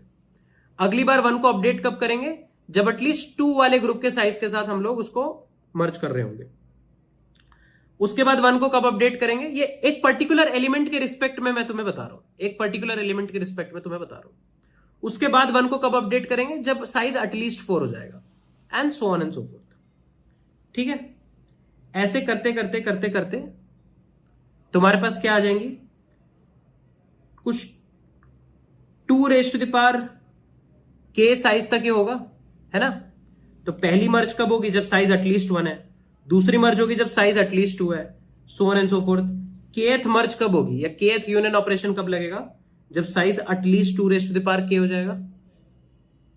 और इस टाइप की एक्सप्रेशन तो तुमने पहले भी देखी है बाइनरी सर्च जैसे टॉपिक्स में, कि जब तुम 2 के फैक्टर से इंक्रीज कर रहे होते हो, जब तुम 2 के फैक्टर से इंक्रीज कर रहे होते हो तो क्या होता है, k की वैल्यू यहां पे क्या आ जाएगी, अप्रोक्सीमेटली log n आ जाएगी। ये वाली चीज तो हमने पढ़ी है ना पहले बाइनरी सर्च में, राइट? तो इसका मतलब क्या है कि यार किसी भी एक पर्टिकुलर एलिमेंट पे जो अपडेट ऑपरेशन है ना, वो मैं log n टाइम्स ही लगा रहा हूंगा। सही बात है? किसी भी एक एलिमेंट पे जो अपडेट ऑपरेशन है वो मैं log n टाइम्स लगा रहा हूं। चाहे तुम यूनियन ऑपरेशन कितनी भी लो, किसी एक पर्टिकुलर एलिमेंट पे जो अपडेट ऑपरेशन आ रही है, एक बारी यहां अपडेट करा, एक बारी यहां अपडेट करा, एक बारी यहां अपडेट करा, so on and so fourth. तो अगर तुम्हारे पास टोटल n एलिमेंट्स थे, ठीक है, और एक एलिमेंट पे log n ऑपरेशन आ रही है, और हर ऑपरेशन में तुम्हें कितना टाइम लगता है, जैसे एक यूनियन ऑपरेशन में ऑर्डर ऑफ n लग रहा है, देखो कैसे, ये देखो एक यूनियन ऑपरेशन में ऑर्डर ऑफ n लग रहा है ना, एक यूनियन ऑपरेशन में ऑर्डर ऑफ n लगता है, ठीक बात लग रही है? पहले क्या होता था, n एलिमेंट्स पे ऑर्डर ऑफ n का टाइम लगता था, तो अगर तुम इसका एवरेज आउट करते थे तो पर एलिमेंट ऑर्डर ऑफ n की टाइम कॉम्प्लेक्सिटी तुम्हारी बनती थी। पर एलिमेंट अगर देखा जाए, पर एलिमेंट हम लोग ऑर्डर ऑफ n की टाइम कॉम्प्लेक्सिटी बना रहे हैं। यहां पे क्या है, अगर तुम्हारे पास n एलिमेंट्स थे, हर एलिमेंट को तुम log n टाइम्स अपडेट करते हो, और total number of union operations कितनी आती है, n यूनियन ऑपरेशंस आती हैं, तो यहां पे एवरेज टाइम कॉम्प्लेक्सिटी कितनी हो गई, log n हो गई है। सही बात लग रहा है? यहां पे एवरेज टाइम कॉम्प्लेक्सिटी क्या हो गई है, log n हो गई है, एज सिंपल एज दैट। और यहीं से हमारी एफिशिएंसी वाली जर्नी स्टार्ट हो जाएगी कि यहां पे अब हमने पहली बार अपने यूनियन फाइंड को ना एफिशिएंट कर लिया है, और इसको इंप्लीमेंट करना कोई बहुत मुश्किल नहीं होगा। तुम क्या करो, जैसे एक साइज का भी एरे लेके चलो, अगर तुम इस ग्रुप को इस वाले ग्रुप के साथ मर्ज करते हो, तो इस ग्रुप के रिप्रेजेंटेटिव कौन है, 2, तो तुम्हारे पास साइज ऑफ 2 एग्जिस्ट करेगा। तुम साइज ऑफ 2 को ऐड कर दो किसमें, लेट्स से साइज ऑफ 5 में। मान लो इस ग्रुप का रिप्रेजेंटेटिव 5 है, तो 2 का जो भी साइज है उसको 5 में ऐड कर दो, तो तुम्हें क्या पता लग जाएगा, अच्छा 5 में अगर पहले 4 एलिमेंट थे, 2 में 4 एलिमेंट थे, तो 5 के ग्रुप में अब 8 एलिमेंट्स हो चुके हैं। तो साइज मेंटेन करना कोई बड़ी मुश्किल बात की बात नहीं होगी, बट ये चीज रियलाइज करना इंपॉर्टेंट है कि अगर तुम हमेशा एक छोटे ग्रुप को बड़े ग्रुप में मर्ज करोगे, तो टाइम कॉम्प्लेक्सिटी हमेशा log n के फैक्टर की बननी स्टार्ट हो जाएगी। Let's just try to quickly revise what we discuss. ठीक है, एक बार रिवाइज करने की कोशिश करते हैं। देखो मैंने पहले क्या कहा कि यार ओरिजिनल अप्रोच में प्रॉब्लम ना ये फॉर लूप है, ये जो फॉर लूप है ना, ये प्रॉब्लमेटिक फॉर लूप है। क्यों फॉर लूप है, यार तुम जितनी भी बार यूनियन करते हो ये फॉर लूप रन होता है, तो क्यों ना मैं ये देखूं कि किसी एक एलिमेंट को कितनी बार अपडेट किया जाता है, क्योंकि हर फॉर लूप में हो सकता है एक एलिमेंट बार बार अपडेट होता हो। तो हमने ये चीज रियलाइज करी कि हो सकता है एक एलिमेंट को आप n टाइम्स अपडेट करो। अगर total number of elements n है, हर एलिमेंट को आप n टाइम्स अपडेट करते हो, तो एवरेज कंप्लेक्सिटी क्या आई, एवरेज कंप्लेक्सिटी के लिए मैं डिवाइड कर दूंगा नंबर ऑफ ऑपरेशन से। नंबर ऑफ ऑपरेशन कितनी थी, n यूनियन ऑपरेशन थी। ऐसे करने के लिए हमें n यूनियन ऑपरेशन लेनी पड़ेंगी ना, तो यहां पे ओवरऑल टाइम कंप्लेक्सिटी क्या आ गई, ऑर्डर ऑफ n आ गई थी। क्यों, और ये सीधा दिख भी रहा है कि यार हर एलिमेंट को अगर तुम n बार ही अपडेट करोगे, हर एलिमेंट को तुम n बार अपडेट कर रहे हो, और ऐसी n ऑपरेशंस आ रही हैं, और टोटल n एलिमेंट्स है, तो ऑन एन एवरेज तुम्हारी order of N time complexity बन रही है, जो कि यहां से विजिबल भी है, ये तो दिख ही रहा है, यहां पे एक सिंपल सा फॉर लूप लगा ही हुआ है। अब मैंने कहा कि यार स्ट्रैटेजी थोड़ी सी चेंज कर लेते हैं। कैसे? मैं कहता हूं हमेशा स्मॉलर ग्रुप को ना मैं बिगर ग्रुप में मर्ज करूंगा, हमेशा स्मॉलर ग्रुप को बिगर ग्रुप में मर्ज करूंगा। अब अगर मैं हमेशा स्मॉलर ग्रुप को बिगर ग्रुप में मर्ज करूंगा, उससे फायदा क्या होगा? फायदा ये होगा कि कोई भी एक एलिमेंट कितनी भी बार अपडेट हो रहा है ना, उसके अपडेट की उस फ्रीक्वेंसी कम हो जाएगी। जैसे 1 है यार, 1 कब अपडेट होगा? इनिशियली 1 का ग्रुप का साइज क्या है? 1 है। 1 अगर किसी और ऐसे ग्रुप के साथ मर्ज हो जाता है जिसके ग्रुप का साइज 1 है, तब एक बारी 1 अपडेट होगा। जैसे मैंने यहां पे करा 1 को 0 के साथ मर्ज किया, तब एक बारी 1 में मैंने अपडेट ऑपरेशन लगाई, 1 के इंडेक्स पे आके मैंने एक बार अपडेट किया। फिर अब अगली बार 1 कब अपडेट होगा? अगर मैं 2 को सीधा 0 1 के ग्रुप में डालूं तो 1 अपडेट नहीं होगा, क्योंकि 0 1 का ग्रुप तो ऑलरेडी बड़ा है। अब अगली बार 1 तब अपडेट होगा जब एक ऐसे ग्रुप के साथ 0 1 के ग्रुप को मर्ज किया जाए जिसका साइज 0 1 के ग्रुप के बराबर है या फिर उससे बड़ा है। मतलब जैसे 2 3 का ग्रुप आया था, तो 2 3 के ग्रुप का साइज 0 1 के ग्रुप के साइज के बराबर है, तो यहां एक पॉसिबिलिटी बनती है कि हां यहां पे हो सकता है 1 दोबारा अपडेट हो। तो पहली बार 1 तब अपडेट हुआ जब ग्रुप का साइज एटलीस्ट 1 चाहिए था, अगली बार 1 तब अपडेट हुआ जब ग्रुप का साइज एटलीस्ट 2 चाहिए था। अब इसके बाद तुम बताओ अगली बार 1 कब अपडेट होगा? अगर मैं सीधा 4 को इस ग्रुप के साथ मर्ज करूं तो 1 अपडेट नहीं होगा, या 4 5 को इसके साथ मर्ज करूं तो 1 अपडेट नहीं होगा, 4 5 6 को इसके साथ मर्ज करूं तो भी 1 अपडेट नहीं होगा। अगली बार 1 अपडेट होगा ही तब जब ग्रुप का साइज एटलीस्ट 4 हो, एटलीस्ट 4 हो या 4 से बड़ा हो, तभी हम मोस्ट प्रॉब्ली 1 को अपडेट करेंगे, वरना तब भी नहीं करेंगे। तो अगली बार 1 तब अपडेट होगा जब ग्रुप का साइज एटलीस्ट 4 होगा, एंड सो ऑन। ऐसे करते करते फाइनल ग्रुप का साइज क्या होगा कि ग्रुप का size at least 2 raise to the power k हो। और क्या मैं कह सकता हूं 2 raise to the power k की वैल्यू हमेशा लेस देन और इक्वल टू n होगी। ये तो मैं कह सकता हूं ना कि भाई सबसे बड़े ग्रुप का साइज क्या होगा? n होगा, n से ज्यादा तो किसी ग्रुप का साइज होगा नहीं। तो इस केस में हमारे k की वैल्यू क्या आ गई? Less than equal to log N type आ गई। तो तभी मैंने लिखा है अप्रोक्सीमेटली हम लोग यहां पे इसको कह सकते हैं कि हाँ यार लॉग एन कंप्लेक्सिटी हमारी लग रही है। ठीक है, लॉग एन कंप्लेक्सिटी कैसे लग रही है? देखो k क्या रिप्रेजेंट करता है? कितनी टर्म्स है। हर टर्म में एक बार 1 अपडेट होता है, तो जितनी टर्म्स हैं 1 उतनी बार अपडेट होगा। सही बात है। तो अगर एक element log N times update होता है और तुम्हारे पास n एलिमेंट्स हैं, हर एलिमेंट अगर लॉग एन टाइम्स अपडेट होता है, और ये लॉग एन टाइम अपडेट एक ऑपरेशन में नहीं हो रहा, over the period of multiple operations हो रहा है। तो over the period of how many operations हो रहा है? Over the period of n operations हो रहा है। तो ओवरऑल टाइम कॉम्प्लेक्सिटी क्या आ गई? Average time complexity log N आ गई। मैंने एवरेज आउट कर दिया। तुम खुद सोचो, तुम्हें कोई काम रोज करना पड़ता है, या तुम्हें रोज 10 रुपए खर्च करने पड़ते हैं, तुम 30 दिन तक वो 10 रुपए खर्च करते हो, तो on an average per day तुम कितने रुपए खर्च कर रहे हो? तुम्हें कैसे पता लगेगा? तुम्हारे पास 30 दिन है, तुम्हारे पास 30 दिन है, हर दिन तुम 10 रुपए खर्च करते हो, तो ऑन एन एवरेज एक दिन में कितने रुपए खर्च करते हो? तुम डिवाइड करते हो 30 से, ऑन एन एवरेज एक दिन में 10 रुपए खर्च करते हो। राइट। अगर ये कुछ ऐसा होता कि अलग अलग दिन तुम अलग अलग पैसे खर्च करते हो, पहले दिन 1 रुपए खर्चे, फिर अगले दिन 10 रुपए खर्चे, फिर अगले दिन 2 रुपए खर्चे, so on and so fourth, ऐसे वेरिएबल एलिमेंट्स खर्चे, तो तुम सबको सम करके बाय 30 कर दोगे।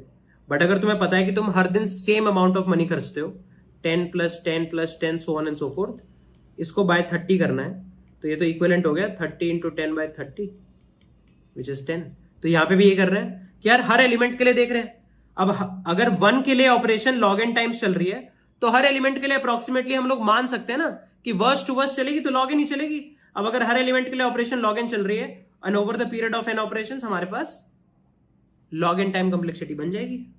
As simple as that. यहां से हमारी ऑप्टिमाइजेशन की जर्नी हमारे यूनियन फाइंड एल्गोरिथम की स्टार्ट हो जाती है। अब यहां पे ना यार एक और प्रॉब्लम है। क्या प्रॉब्लम है? ये जो लूप है ना, हम लोग अगर किसी तरह इस पूरे के पूरे लूप को एलिमिनेट ही कर पाए, तब तो हमें डेफिनेटली और एफिशिएंसी विजुअलाइज होने लग जाएगी। ठीक है, चलो बात करते हैं। अब इस लूप को मुझे रखना क्यों पड़ता है? इस लूप को मुझे रखना क्यों पड़ रहा है? इस लूप को मुझे इसलिए रखना पड़ता है क्योंकि मेरी जो फाइंड ऑपरेशन है ना, वो ये बात कहती है कि यार किसी भी एलिमेंट का पेरेंट उसके इंडेक्स पे ही पड़ा होता है। मैं इस चीज को थोड़ा सा तो चेंज कर सकता हूं ना। मुझे अगर किसी का पेरेंट निकालना है, मैं तुमसे एक सवाल पूछता हूं, बहुत ही आसान सा सवाल पूछता हूं। If for an element we need to find parent, what is one of the good data structure to represent child and parent?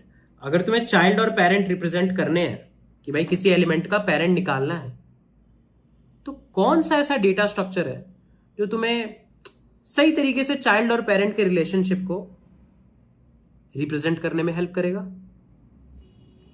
Tree data structure करेगा, ट्री डेटा स्ट्रक्चर करेगा ना। तो मैं पता है क्या कहता हूं, मैं कहता हूं यार इस एरे में ना तुम अभी क्या स्टोर करते हो, पेरेंट ऑफ आई क्या रिप्रेजेंट करता है कि जिस भी ग्रुप को आई बिलोंग करता है, मतलब 3 जिस भी ग्रुप को बिलोंग करता है उस ग्रुप का पेरेंट कौन है। मैं इतना झंझट नहीं पालूंगा। मैं कुछ ऐसा कहता हूं कि यार मान लो तुम्हें करना है, तुम्हारे पास एलिमेंट है 0 1 2 3 4 5 6 7 ऐसे एलिमेंट्स हैं, ठीक है, और इसी के कॉरेस्पॉन्डिंग तुम्हारे पास एरे है, इसी के कॉरेस्पॉन्डिंग तुम्हारे पास एरे है। मैं कहता हूं अभी सब एक अपने खुद के ही पेरेंट है, everyone is the parent of themselves. और यूनियन बाय साइज को दिमाग में लेके चलेंगे कि हमेशा बड़ा एलिमेंट बड़े साइज के अंदर छोटे साइज का ग्रुप ऐड होगा। मैंने कहा यूनियन ऑफ 0,1। यार देखो 0,1 का मतलब क्या है, 0 के ग्रुप का साइज क्या है, 1 है, 1 के ग्रुप का साइज भी 1 है, तो कोई भी किसी में भी ऐड हो कोई फर्क नहीं पड़ता। तो मैं कहता हूं कि यार अच्छा क्यों ना मैं इस ग्रुप रिप्रेजेंटेशन को ना एक ट्री की फॉर्म में रिप्रेजेंट करना स्टार्ट कर दूं। कैसे, चलो देखते हैं। मैं कहता हूं कि यार 0 का पेरेंट बना दो 1। तो मिलेगा अरे ये तो आसान ही है, क्योंकि 0 का पेरेंट 1 बना दिया, इट्स लाइक 0 और 1 को एक ही ग्रुप में डाल दिया, तो 0 का पेरेंट भी मैंने बना दिया 1। कोई बड़ी बात नहीं है, कोई बड़ी बात नहीं है, ठीक लग रहा है। अच्छा फिर मैंने कहा तुम कर दो यूनियन ऑफ 2,3, ठीक है। तो मैं कहता हूं इसमें 2 का पेरेंट बना दो 3। दोनों का साइज सेम है ना, 2 के ग्रुप का साइज भी सेम है, 3 के ग्रुप का साइज भी सेम है, तो पेरेंट बना दो, कोई दिक्कत की बात नहीं है, सही लग रहा है। अब मैं कहता हूं तो यहां पे इसको कर दो 2, यहां पे कर दो 2, ये ऑलरेडी 2 है। अब मैं कहता हूं तुम करो यूनियन ऑफ 3,0। अब 3 का ग्रुप कौन सा है, 3 का ग्रुप तो यही है, या मैं कहूं और बेटर लेते हैं यूनियन ऑफ 2,0। तुम निकालोगे 2 का ग्रुप क्या है। अच्छा रुको, मैंने यहां पे एक गलती कर दी है, पेरेंट 3 को बनाना है ना, ठीक है। 2 का ग्रुप क्या है, तुम्हें कैसे पता चलेगा 2 किसके ग्रुप में लाई करता है। तुम पता है क्या चेक करोगे, तुम चेक करोगे 2 का पेरेंट कौन है 3, 3 का पेरेंट कौन है 3, राइट। ऐसा एलिमेंट जिसका पेरेंट वो खुद है वो ही लीडर एलिमेंट है। जैसे 2 का पेरेंट कौन है 3, 3 का पेरेंट कौन है 3 खुद, तो ये रूट एलिमेंट आ गया ना। तुम रूट एलिमेंट ढूंढोगे और तुम्हें लगेगा अच्छा ये मेरा पेरेंट है। ऐसे ही 0 का पेरेंट कौन है, 0 का पेरेंट 1 और 1 का पेरेंट कौन, 1 का भी पेरेंट 1, ठीक है। तो 1 यहां का लीडर आ गया, ये यहां का लीडर है, 3 यहां का लीडर है। मैं कहता हूं इस ग्रुप को इसमें मर्ज कर देते हैं। क्यों, इसका भी साइज 2 है, इसका भी साइज 2 है, तो मर्ज हो सकता है। अगर मर्ज करना है ना तो पहले तो मैं क्या करता था, जहां जहां पे 1 लिखा है उन सबको जाके अपडेट करता था 3 से। अब मैं ऐसा नहीं करूंगा। अब मैं पता है क्या कहूंगा, अब मैं कहूंगा ये चीज कि यार एक तो हम लोग पेरेंट एरे बना ले और एक हम लोग साइज एरे बना ले। इन सारे ग्रुप्स का साइज 1 है, 3 के ग्रुप का साइज 2 है और 1 के ग्रुप का साइज भी 2 है, ठीक है। अभी इन दोनों को भूल जाओ, इन दोनों इंडेक्सेस को भूल जाओ। 1 के ग्रुप का साइज 2 है, 3 के ग्रुप का साइज भी 2 है। देखो 1 के ग्रुप का साइज 2 है, 3 के ग्रुप का साइज 2 है। अब अगर तुम्हें इस ग्रुप को इसमें मर्ज करना है ना, तो मैं कहता हूं यार एक ट्री बेस्ड रिलेशनशिप से ही दोनों को मर्ज कर दो। कैसे? ऐसा लिंक बना लो। ऐसा लिंक बनाना तो बहुत आसान है। कैसे यार? मुझे 1 का पेरेंट पता है किसे सेट करना है? 3 को सेट करना है। 1 का पेरेंट मुझे सेट करना है 3। मैंने 1 का पेरेंट सेट कर दिया 3, सॉरी पेरेंट सेट करना है ना, तो ये नहीं, ये तो 2 ही रहेगा। 1 का पेरेंट यहां पे, इसको सेट कर दिया मैंने 3। अब देखो इंटरेस्टिंग स्टफ क्या आ रहा है। इंटरेस्टिंग स्टफ ये आ रहा है, अब कोई मुझसे पूछेगा 0 का पेरेंट कौन है, मैं कहूंगा 0 का पेरेंट है 1, मतलब या मेरे से कोई पूछेगा फाइंड 0, अब मुझसे कोई पूछता है ना फाइंड 0, तो मैं कहूंगा अच्छा 0 का ग्रुप निकाल के लाना है। 0 का पेरेंट 1, 1 का पेरेंट 3, 3 का पेरेंट 3, 0 का पेरेंट 1, 1 का पेरेंट 3, 3 का पेरेंट 3 खुद, तो 3 रूट एलिमेंट है, तो इस ग्रुप का रिप्रेजेंटेटिव 3 है और 0 3 के ग्रुप में लाई करता है। राइट? अच्छा चलो इसी तरीके से ना दूसरा भी यूनियन बना लेते हैं। मान लो मैंने करा यूनियन ऑफ 4,5, ठीक है। अब देखो 4 के ग्रुप का साइज 1 है, 5 के ग्रुप का साइज 1 है, तो तुम 4 को 5 के ग्रुप में डाल दो। 4 को 5 के ग्रुप में डाल दो। 4 को 5 के ग्रुप में डाला तो 5 के ग्रुप का साइज क्या हो गया? Size of 5 plus size of 4, ये हो गया 2। और यहां पे भी यही हुआ होगा। 3 के ग्रुप का साइज क्या होगा? 3 के ग्रुप का साइज पहले 2 था, उसमें मैंने 1 के ग्रुप का साइज ऐड कर दिया तो ये 4 हो गया। अब देखो, अब मैं ऐड करता हूं यूनियन ऑफ 0,4, ठीक है।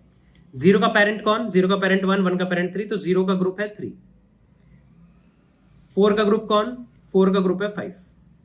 3 के ग्रुप का साइज है 4, 4 के ग्रुप का साइज है 2। कौन किस में मर्ज होगा? ये वाला इसमें मर्ज होगा। तो मैं पता है क्या कहूंगा? मैं कहूंगा कि अच्छा तो इसको यहां ले आओ, 5 का पेरेंट में सेट कर दूंगा 3, 5 का पेरेंट में सेट कर दूंगा 3, और 3 के ग्रुप का साइज में मैं ऐड कर दूंगा 5 के ग्रुप का साइज, तो 4 प्लस 2 हो गया, सॉरी 4 प्लस यहां पे 2 हो गया 6। देखो 3 के ग्रुप का साइज 6 हो गया। किसी का भी पेरेंट मंगाना है, किसी का भी, अगर 1 सेकेंड, किसी का भी पेरेंट मंगाना है, मान लो 4 का पेरेंट चाहिए, 4 का पेरेंट 5, 5 का पेरेंट 3, 3 का पेरेंट 3 इटसेल्फ, तो 3 इस ग्रुप का रिप्रेजेंटेटिव आ गया। अरे बात समझ में? इससे क्या होगा, जब हमारा यूनियन ऑपरेशन हो रहा है ना, तो मुझे लूप नहीं लगाना पड़ेगा। मैं यूनियन ऑपरेशन में पता है किस तरीके से इंप्लीमेंटेशन करूंगा? मैं यूनियन ऑपरेशन कहूंगा इस तरीके से, वॉइड यूनियन A, B। सबसे पहले मैं क्या करूंगा? A का पेरेंट लाऊंगा फाइंड A करके, B का पेरेंट लाऊंगा फाइंड B करके। तो A वेरिएबल में A का पेरेंट पड़ा है, B वेरिएबल में B का पेरेंट पड़ा है। If size of A is less than size of B, मतलब अगर मान लो A का साइज B से छोटा है, तो हम लोग क्या कहेंगे, या मैं ऐसा कर देता हूं, इसमें हमने हमेशा क्या करा है, लेट्स से अगर दोनों का साइज सेम था तो 0 को 1 में ऐड किया ना, तो A को B में ऐड किया, तो ऐसा कर लेते हैं। If size of B is less than size of A, ठीक है, मैं चेक कर लूंगा भाई किसका साइज छोटा है ना। तो मैं क्या कहूंगा कि यार size of A plus equal to size of B, कि यार A के ग्रुप में B के सारे एलिमेंट ऐड होंगे तो उसका साइज बढ़ जाएगा, और parent of B equals to A, B का पेरेंट A बना दूंगा। Else size of B plus equal to size of A, ठीक है। अगर भाई B ग्रुप बड़ा है तो उसके अंदर A के सारे एलिमेंट आ जाएंगे, और पेरेंट ऑफ A बना दूंगा मैं B को, एज सिंपल एज दैट। बस ये इंप्लीमेंटेशन हो जाएगी, ये इंप्लीमेंटेशन हो जाएगी यूनियन ऑपरेशन की। अब देखो पूरा का पूरा मैंने लूप ही एलिमिनेट कर दिया, अब यहां पे लूप लगाने की जरूरत ही नहीं है। और अब तुम्हें लगेगा अच्छा फाइंड ऑपरेशन भी तो है यार। फाइंड ऑपरेशन तो एक सिंपल रिकर्सिव ऑपरेशन हम लोग बना सकते हैं, इंट फाइंड x, है ना। हम कहेंगे अगर if parent of x is equals to x, then return x. अगर x का पेरेंट वो खुद ही है तो इसका लीडर कौन है? x के ग्रुप का लीडर x खुद है. Otherwise return find of parent of x. अगर ऐसा नहीं है तो x का जो भी पेरेंट है रिकर्सिवली उसका ग्रुप लेकर आओ. जैसे 0 है, क्या 0 के इंडेक्स पे 0 ही पड़ा है? नहीं. तो जाओ अब 1 के लिए रिकर्सिवली फाइंड कॉल करके लाओ. क्या 1 के इंडेक्स पे 1 ही पड़ा है? नहीं. तो जाओ अब 3 के लिए रिकर्सिव कॉल करके लाओ. क्या 3 के इंडेक्स पे 3 ही पड़ा है? जी हाँ. तो इस ग्रुप का रिप्रेजेंटेटिव 3 है. इस ग्रुप का रिप्रेजेंटेटिव 3 है. ये हमारी फाइंड ऑपरेशन बन जाती है. ठीक है. इस अप्रोच को जिसमें हम लोग ये ट्री बेस्ड लिंकिंग कर रहे हैं ना, पहले तो प्रॉपर पूरे के पूरे साइज को ही उठा के चिपका दे रहे थे. इस वाले लूप में ऐसा वाला लूप रखते और सबको जाके अपडेट करते और सबको साइजेस के बेसिस पे कंपेयर करके अपडेट करते. मतलब यहां पे क्या होता, ये सीधा पेरेंट की लिंकिंग नहीं होती, एक फॉर लूप चल रहा होता. तब भी कंप्लेक्सिटी कुछ log n के आसपास ही बैठ रही थी. अब यहां पे हमने एक ट्री बेस्ड स्ट्रक्चर इंप्लीमेंट कर दिया. इस ट्री बेस्ड स्ट्रक्चर की अप्रोच को हम कहते हैं यूनियन बाय रैंक. तुम देखो टेक्निकली यहां पे हम लोग साइज भी यूज कर रहे हैं, साइज का यूज कर रहे हैं, बट इस अप्रोच को कहते हैं यूनियन बाय रैंक. तुम कहोगे क्यों? यूनियन बाय साइज एग्जिस्ट करती है, यहां पे भी तो साइज के बेसिस पे आप लिंकिंग कर रहे हो, बस लिंकिंग ट्री में कर रहे हो. तो यूनियन बाय रैंक क्यों कहते हैं? ये रैंक क्या है? तो अभी समझते हैं कि यूनियन बाय रैंक क्या होती है और क्यों इस अप्रोच को हम लोग यूनियन बाय रैंक कहते हैं. इसके ऊपर बात करते हैं. तो अब चलो बात करते हैं कि यूनियन बाय रैंक क्या चीज है. देखो यार, अगर मान लो तुम्हारे पास कोई ग्रुप है, ठीक है, मान लो तुम्हारे पास कोई ग्रुप है G1 और तुम्हारे पास कोई ग्रुप है G2, और हमें पता है कि G1 का size of G1 is less than size of G2. तो इस अप्रोच में तुम क्या कर रहे होगे? इस वाली अप्रोच में, इस ट्री बेस्ड अप्रोच में तुम क्या कर रहे होगे? G का जो भी पेरेंट एलिमेंट होगा उसका एक कनेक्शन तुम अटैच कर दोगे किस पे? G2 के पेरेंट एलिमेंट पे. सही बात लग रही है ना? Kind of like this. तो अगर तुम ध्यान से देखो तो यूनियन ऑपरेशन की टाइम कॉम्प्लेक्सिटी क्या है? ये ऑपरेशन तो कांस्टेंट है, यहां तो बस एरे में एडिशन हो रहा है. जो कंप्लेक्सिटी आ रही है वो यहां से ही आ रही है. फाइंड करने की जो कंप्लेक्सिटी है वही मेरे एल्गोरिथम की कंप्लेक्सिटी है. और फाइंड करने की कंप्लेक्सिटी क्या है यार? किसी भी एलिमेंट का मुझे पेरेंट फाइंड करने के लिए उसके सारे लिंक ट्रैवर्स करने पड़ सकते हैं. 0 का पेरेंट फाइंड करने के लिए उसके सारे लिंक ट्रैवर्स करने पड़ सकते हैं. अगर मुझे पता लग जाए कि वर्स्ट केस में किसी भी एलिमेंट के कितने लिंक्स होंगे तो मेरा काम बन जाएगा. मेरा काम बन जाएगा ना? क्यों? क्योंकि जब भी एक छोटा ग्रुप एक दूसरे बड़े ग्रुप में ऐड होता है तो एक लिंक ऐड होता है. जब भी एक स्मॉलर ग्रुप एक बड़े ग्रुप में ऐड होता है तो एक लिंक ऐड होता है. तो जितनी भी बार ये ग्रुप्स की मर्जिंग होगी उतनी बार एक एक लिंक ऐड होता जाएगा. फॉर एग्जाम्पल 1 0 में ऐड हुआ, 1 और 0 का साइज मान लो सेम था. एक बार ये मर्जिंग हुई तो 1 का पेरेंट निकालने के लिए एक ऑपरेशन लगेगी. अगली बार मान लो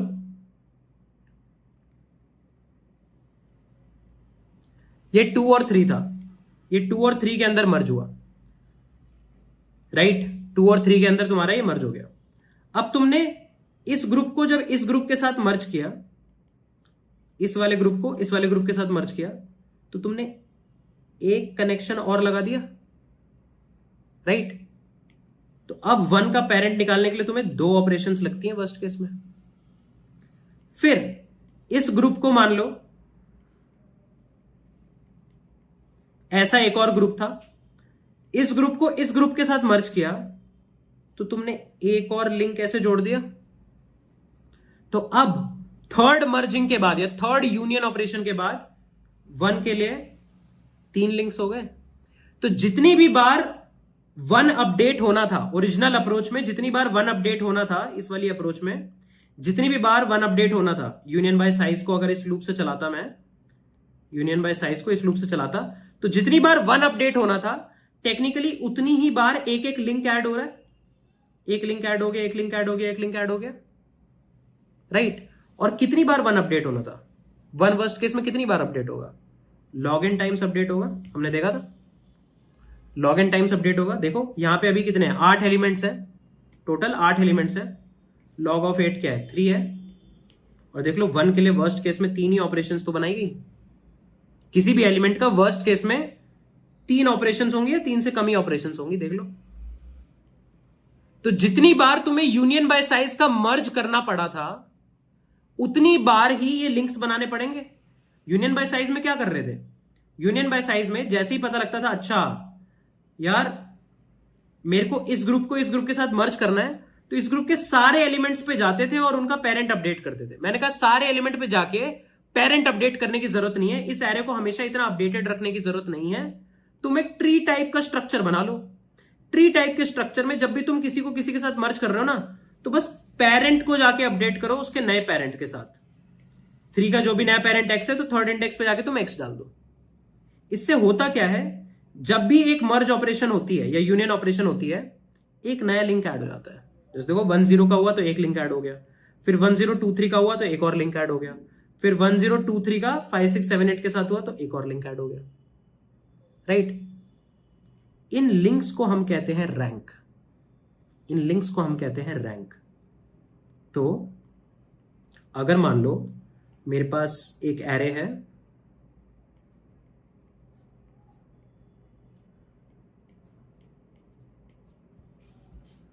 सभी अभी खुद के पेरेंट है,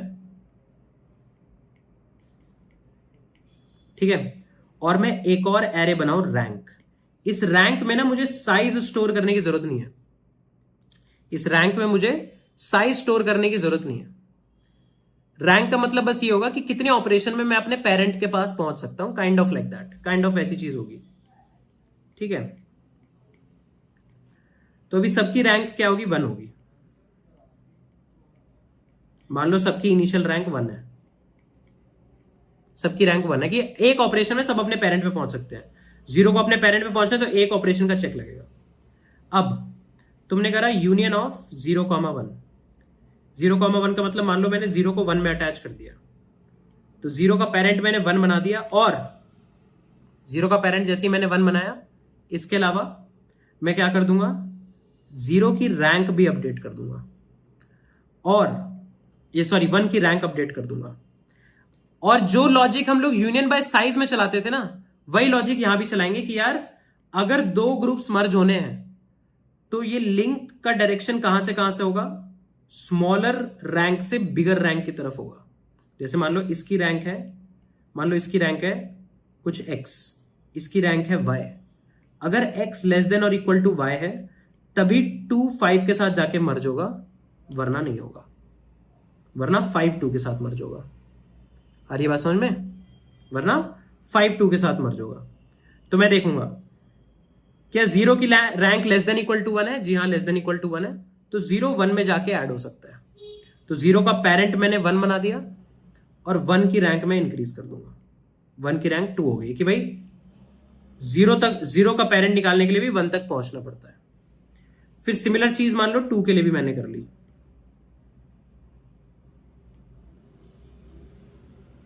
यार 3 का पेरेंट 2 बना दिया और 2 की रैंक 2 बना दी।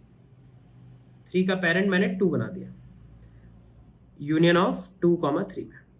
अब मान लो मेरे पास ऑपरेशन आया यूनियन ऑफ 1,3। तो सबसे पहले मैं 1 का पेरेंट निकालूंगा। 1 का पेरेंट कौन है? 1। 3 का पेरेंट निकालूंगा। 3 का पेरेंट है 2, 2 का पेरेंट है 2, तो इसका मतलब 3 के ग्रुप का पेरेंट है 2। दोनों की रैंक देखेंगे, दोनों की रैंक देखेंगे, रैंक बराबर है तो किसी को भी किसी में डाला जा सकता है। तो मान लो मैं 1 का लिंकेज 2 के साथ कर दूंगा। 1 का लिंकेज 2 किया तो 1 का पेरेंट बन गया 2, और जो भी रैंक 1 की थी या तो वो पूरी की पूरी रैंक तुम ऐड कर दो, तो पूरी रैंक तुम ऐड कर दोगे ना तो पता है क्या होगा? वो साइज की तरह ऐड हो जाएगा। बट अगर तुम बस 2 में +1 कर दो, 3 कर दो, तो 1 2 और तीसरे ऑपरेशन में 0 का पेरेंट मिल जाता है। तो तुम रैंक को बस +1 कर सकते हो, कोई दिक्कत की बात नहीं है। हमेशा जब तुम +1 करोगे तो भी रैंक हमेशा बढ़ी रहेगी। इसके बाद मान लो तुमने करा यूनियन ऑफ 4,5। 4,5 किया, मान लो 5 का पेरेंट 4 बना दिया और 4 की रैंक कर दी 2।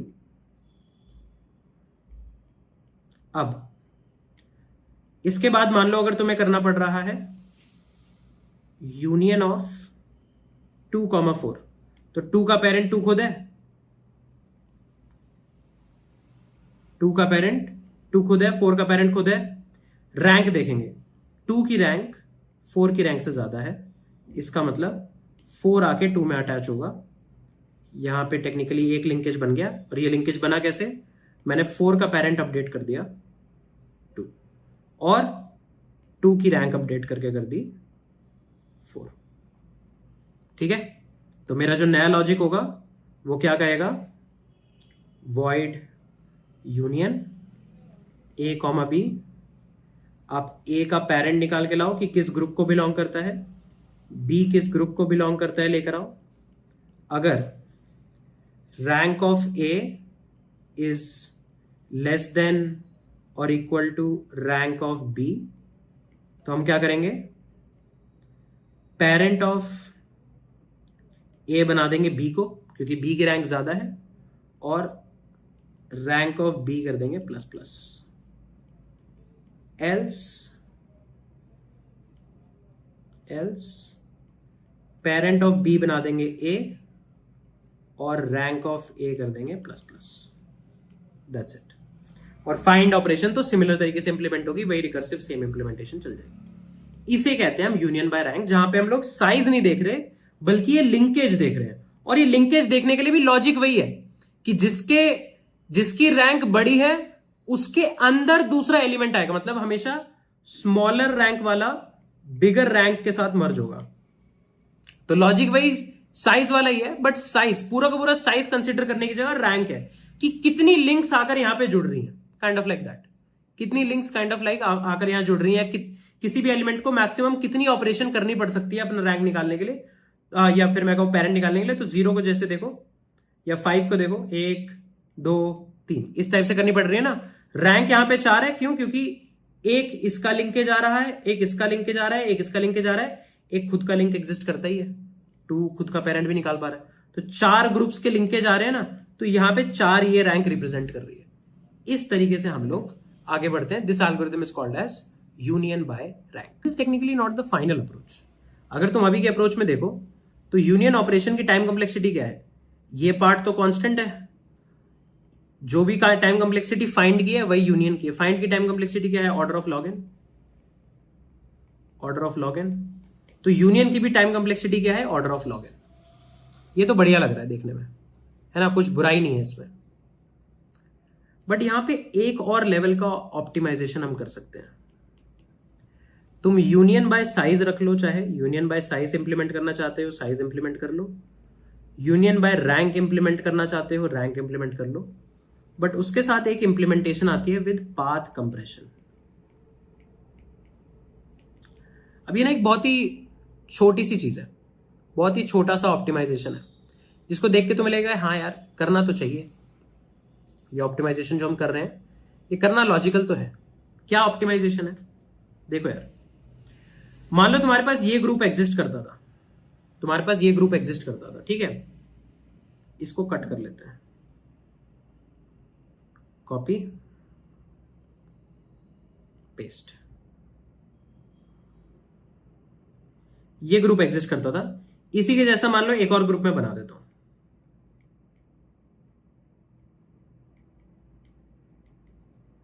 ठीक है।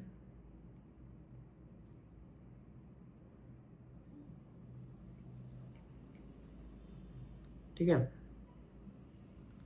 लेट्स से ऐसा कुछ कर लिया, 13 भी कर लिया। अब ये एक बड़ा ग्रुप है, इसका साइज बड़ा है, रैंक भी बड़ी होगी। ये छोटा ग्रुप है, ये एक छोटा ग्रुप है, ठीक है। अब मान लो मेरे पास यूनियन ऑपरेशन आया, यूनियन ऑफ 5,7। 5,7 का यूनियन करते टाइम सबसे पहले तो ये निकालना पड़ेगा ना कि 5 किस ग्रुप में लाई करता है। तो तुम क्या करोगे, तुम कहोगे अच्छा 5 का पेरेंट कौन, 4 का पेरेंट कौन, 2 का पेरेंट कौन, 2 खुद। तो 5 किस ग्रुप में लाई करता है, 2 के ग्रुप में लाई करता है। तो हमने तो ये रिकर्सिवली इंप्लीमेंट किया है। तो हम एक रिकर्सिव कॉल लगाते हैं 5 से 4 की, एक रिकर्सिव कॉल लगाते हैं 4 से 2 की, और ये बेस केस हिट कर जाता है। बेस केस हिट करने के बाद तुम रिकर्सिव कॉल में वापस भी तो आते हो। जब वापस आते हो तो तुम यहां पे आंसर रिटर्न करते हो 2 कि 4 का पेरेंट 2, और यहां पे भी आंसर रिटर्न करते हो 2 कि 5 का भी पेरेंट 2, मतलब 5 जिस ग्रुप में लाया करते हो उसका पेरेंट 2। इसका मतलब इस ऑपरेशन के लास्ट में जब तुम फाइंड ऑपरेशन लगा रहे हो, उस ऑपरेशन के लास्ट में इस पूरी ब्रांच के पास अपने लीडर का एक्सेस होता है, अपने ग्रुप के लीडर का एक्सेस होता है। एक और एग्जांपल देखते हैं। जैसे मान लो यहां पे एक और एलिमेंट है, लेट्स से 12। मेरे को लगा कि मान लो मेरे को 12 का पेरेंट चाहिए, I want the parent of 12। तो पेरेंट ऑफ 12 कैसे मिलेगा? 12 का पेरेंट कौन? 7। 7 का पेरेंट कौन? 9। 9, अच्छा 7 2 बार लग गया, इसको 17 कर लो। चलो 12 का पेरेंट कौन? 7। 7 का पेरेंट कौन? 9। 9 का पेरेंट कौन? 17। 17 का पेरेंट कौन? 17 खुद। तो ये बेस केस हो गया। अब यहां से कॉल वापस आएगी ना, रिजल्ट वापस आएगा कि यार तुम वापस आओगे 9 के पास, तुम कहोगे अच्छा 9 का पेरेंट, 9 के ग्रुप का पेरेंट है 17। फिर 9 से तुम 7 के पास जाओगे कि 7 के ग्रुप का पेरेंट है 17, और 7 से तुम 12 के पास जाओगे कि 12 के ग्रुप का पेरेंट है 17। तो जब तुम इस रिकर्सिव कॉल में नीचे उतरते हुए आते हो तो हर एक एलिमेंट के पास अपने पूरे ग्रुप के लीडर का एक्सेस होता है। तो मैं पता है क्या कहता हूं? मैं कहता हूं तुमने 12 से 7 की कॉल करी, 7 से 9 की कॉल करी, 9 से 17 की कॉल करी, तुम्हें पेरेंट मिल गया, तुम वापस आए। जैसे तुम वापस आ रहे हो ना, तुम्हारे पास यहां पे एक्सेस है कि इस ग्रुप का पेरेंट कौन है? 17 है। तो तुम क्या करो, इस एलिमेंट को डायरेक्टली 17 का ही चाइल्ड बना दो। तो 9 ऑलरेडी 17 का चाइल्ड है। फिर यहां से एक कॉल और वापस गई, 7 पे आए, तुम्हें यहां पे भी पता है कि तुम्हारे ग्रुप का लीडर कौन है? 17 है। तो तुम पता है क्या करो, इस चेन को उठाओ और डायरेक्टली यहां लगा दो, है ना। कभी भी तुमने फाइंड ऑपरेशन करा, किसी भी यूनियन के लिए तुमने फाइंड ऑपरेशन करा या अलग से भी करा, जब भी करा तब मुझे 7 के ग्रुप का पेरेंट पता लग गया था ना। 7 के ग्रुप का अगर पेरेंट पता है तो जाके सीधे 7 को वहीं अटैच कर देता हूं। फिर एक कॉल और नीचे आए, 12 पे आए, 12 में भी मुझे पता है कि 12 के ग्रुप का पेरेंट कौन है? 17 है। तो ये 12 से 7 जाने की क्या जरूरत है, सीधा 12 को यहां पे अटैच कर दो ना, 12 को सीधा 17 से ही अटैच कर दो ना। कैसे करेंगे देखो, फाइंड ऑपरेशन, ये सब फाइंड ऑपरेशन में ही करना है। तो इंट फाइंड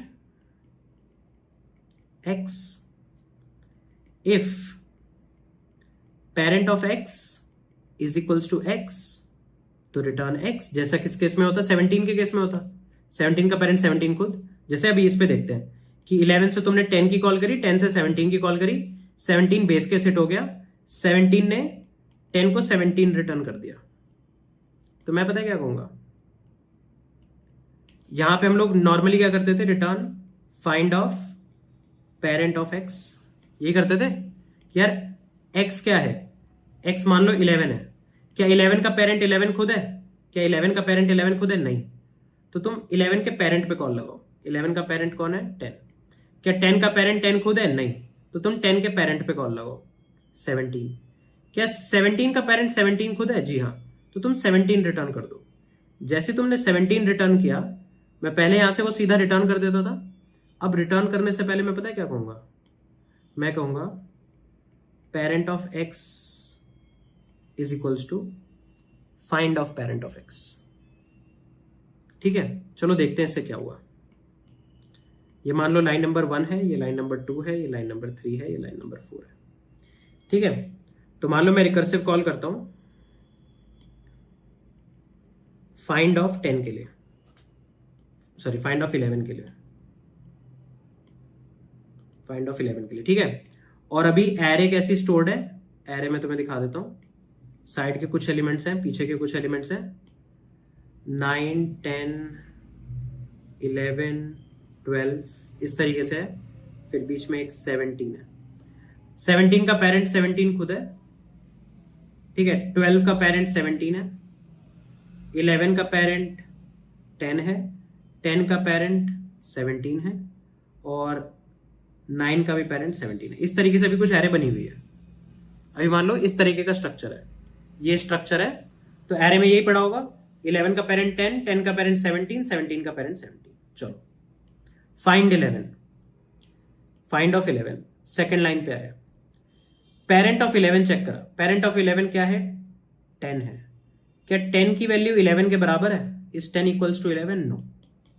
तो लाइन नंबर 3 पे गए, लाइन नंबर 3 पे हमने कहा, इस कॉल को हम लोग लाइन नंबर 3 पे छोड़ के जाएंगे, हमने कहा find of parent of x, तुम फाइंड फंक्शन कॉल करो विद पेरेंट ऑफ एक्स, इसका मतलब मैं एक और फाइंड कॉल करूंगा with parent of x, x क्या है 11 है, पेरेंट ऑफ 11 क्या है 10 है, तो तुम एक फाइंड कॉल करो 10 के साथ, है ना, देखो 11 10 को कॉल कर देगा, यहां पे आएंगे, पेरेंट ऑफ 10 क्या है, पेरेंट ऑफ 10 है 17, तो क्या 17 बराबर है 10 के, नो। तो लाइन नंबर 3 पे आएंगे, लाइन नंबर 3 क्या कहेगा, इसका रिजल्ट स्टोर करना है, बट रिजल्ट किसका है, एक और फाइंड की कॉल है, तो लाइन नंबर 3 पे हम छोड़ के गए find of parent of x, parent of x क्या है 17, तो देखो 11 ने 10 की कॉल करी, 10 ने 17 की कॉल करी, अच्छा 17 पे आ गए, पेरेंट ऑफ 17 क्या है 17, क्या 17 और 17 बराबर है, जी हाँ बराबर है, तो रिटर्न कर दो 17, तो यहां से मैं रिटर्न कर दूंगा 17, ये फंक्शन कॉल हट गई, मैं इस फंक्शन की लाइन नंबर 3 पे वापस आऊंगा, इस फाइंड ने मुझे यहां पे 17 रिटर्न कर दिया है, मेरा काम क्या है, इस 17 को पेरेंट ऑफ एक्स में स्टोर कर देना, एक्स क्या है यहां 10 है, एक्स तो 10 है, तो 10 का पेरेंट मैं 17 बना दूंगा, और देखो अभी ऑलरेडी 10 का पेरेंट 17 ही है, कोई दिक्कत की बात नहीं है, 10 का पेरेंट मैंने 17 बना दिया, और फिर इसी 17 को मैं यहां से रिटर्न कर दूंगा, तो यहां से भी मैंने 17 रिटर्न कर दिया,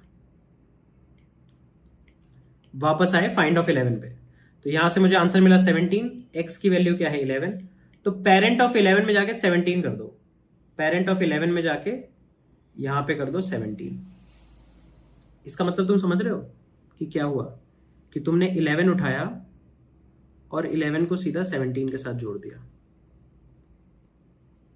और फिर 17 को ही रिटर्न कर दिया, यहां से भी 17 रिटर्न हो गया। इस प्रोसेस को हम कहते हैं पाथ कंप्रेशन। पाथ कंप्रेशन मतलब तुम्हें याद होगा, अभी ये थोड़ा सा ट्री टाइप का स्ट्रक्चर सा बन रहा था, ये पूरा एक ऐसे ट्री टाइप का स्ट्रक्चर था, उस ट्री टाइप के स्ट्रक्चर को मैंने कंप्रेस कर दिया। किस तरीके से कंप्रेस कर दिया, कि ज्यादा से ज्यादा एलिमेंट ना अपने ग्रुप के लीडर को डायरेक्टली पॉइंट करने लग गए। पहले एलिमेंट अपने पेरेंट को पॉइंट करते थे, वो पेरेंट अपने पेरेंट को पॉइंट करता था, वो पेरेंट अपने पेरेंट को पॉइंट करता था, और फाइनली लीडर को पॉइंट करता था। अब मैंने कंप्रेस कर दिया, जो मेरी ट्री है ना उसको कंप्रेस कर दिया अंदर की तरफ, कि यार सब लोग अपने ग्रुप लीडर को डायरेक्टली रिपोर्ट करने लग जाओ। जैसे कंपनीज में क्या होती है, हायरार्की होती है, तुम्हारे चेयरमैन होते, तुम्हारा सीईओ होता है, नीचे चेयरमैन होता है, वाइस प्रेसिडेंट होता है, डायरेक्टर होता है, फिर उसके बाद लेट से ऑर्ग लीड होता है, ऑर्ग लीड के बाद इंजीनियरिंग लीड होता है, फिर सीनियर इंजीनियरिंग मैनेजर, फिर इंजीनियरिंग मैनेजर, फिर टीम लीड, फिर पॉड लीड, फिर सीनियर सॉफ्टवेयर इंजीनियर, फिर सॉफ्टवेयर इंजीनियर, फिर इंटर्न, ऐसे पूरी हायरार्की एग्जिस्ट करती है। बट मान लो सब लोग सीधा सीईओ को ही रिपोर्ट करने लग जाए, तो तुमने ये हायरार्की कंप्रेस कर दी ना। ये इतनी बड़ी जो हायरार्की एग्जिस्ट कर रही थी उसको तुमने पूरा कंप्रेस कर दिया कि सब लोग अब सीधा सीईओ को रिपोर्ट करते हैं। That's called as path compression. और ये अलग से नहीं करने की जरूरत है, तुम कई बार फाइंड ऑपरेशन को तो कॉल करोगे, यूनियन जब भी कर रहे होगे तो फाइंड को बार बार कॉल करोगे, कभी डायरेक्टली भी फाइंड हो सकता है कॉल हुआ, उस टाइम तुम्हें पाथ कंप्रेशन कर दो, राइट। यूनियन के ऑपरेशन में कोई चेंज होगा नहीं, फाइंड ऑपरेशन में बस एक ये छोटी सी लाइन ऐड हो जाएगी। तो मिलेगा सर इसको करने से फायदा क्या हो रहा है, फायदा एकदम एक्सट्रीम लेवल पे होगा। एक्सट्रीम लेवल पे कैसे होगा, सिर्फ इतनी छोटी सी ऑप्टिमाइजेशन करने से ना जो टाइम कॉम्प्लेक्सिटी हमारी लॉग एन आ रही थी दोनों ऑपरेशंस की, वो ऑलमोस्ट कांस्टेंट हो जाएगी। एक्चुअली कांस्टेंट नहीं होती है बट ऑलमोस्ट कांस्टेंट होती है। तो एक मैथमेटिकल फंक्शन एग्जिस्ट करता है, इनवर्स एक्करमैन फंक्शन, तुम इसके बारे में पढ़ सकते हो विकिपीडिया पे, इनवर्स एक्करमैन फंक्शन। इसके डेरिवेशन वगैरह में हमें जाने की जरूरत नहीं है, बट इस मैथमेटिकल इनवर्स एक्करमैन फंक्शन का यूज करके यूनियन बाय साइज या union by rank with path compression की टाइम कंप्लेक्सिटी कैलकुलेट करी जाती है। और जो फाइनल टाइम कंप्लेक्सिटी कैलकुलेट होकर आती है ना, वो पता है क्या होती है? वो होती है log स्टार n। तुमने अब तक log n पढ़ा होगा, log ऑफ log n पढ़ा होगा, n log n पढ़ा होगा, n स्क्वायर log n पढ़ा होगा। ये एक नया फंक्शन आ गया log star n, right? log star n। अब तुम्हें लगेगा यार ये log स्टार n क्या है? हमने तो log n सुना है, n log n सुना है, ये सारी चीजें सुनी है। ये log स्टार n क्या भला है ना? तो इसके ऊपर हम लोग बात करते हैं कि log स्टार n क्या है। ठीक है, log स्टार n बताता है कि मान लो तुम्हारे पास कोई वैल्यू ऑफ n है, ठीक है? This represents that if you have a value of n and you repeatedly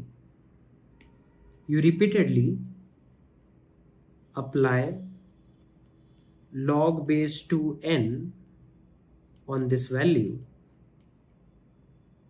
then in how many operations you can reduce it to less than equal to 1। क्या कहता है यार? log स्टार n फंक्शन पता है क्या कहता है? ये कहता है मान लो अगर आपके पास कोई वैल्यू n है और आपको मैं एक छूट दूं कि यार आप इस n पे बार बार log n लगा सकते हो, आप इस n को अपडेट कर सकते हो log ऑफ n से, बार बार इस n को अपडेट कर सकते हो log ऑफ n से। सो कितनी ऑपरेशंस में कितनी बार ये log n की ऑपरेशन आपको n पे लगानी पड़ेगी कि आप इस वैल्यू को लेस देन इक्वल टू 1 ले आओ? फॉर एग्जाम्पल, जैसे अगर n की वैल्यू है मेरे पास, लेट्स से 2⁻16 कैलकुलेट करके लाते हैं, ठीक है? तो एक काम करते हैं, पाइथन कंसोल खोलते हैं।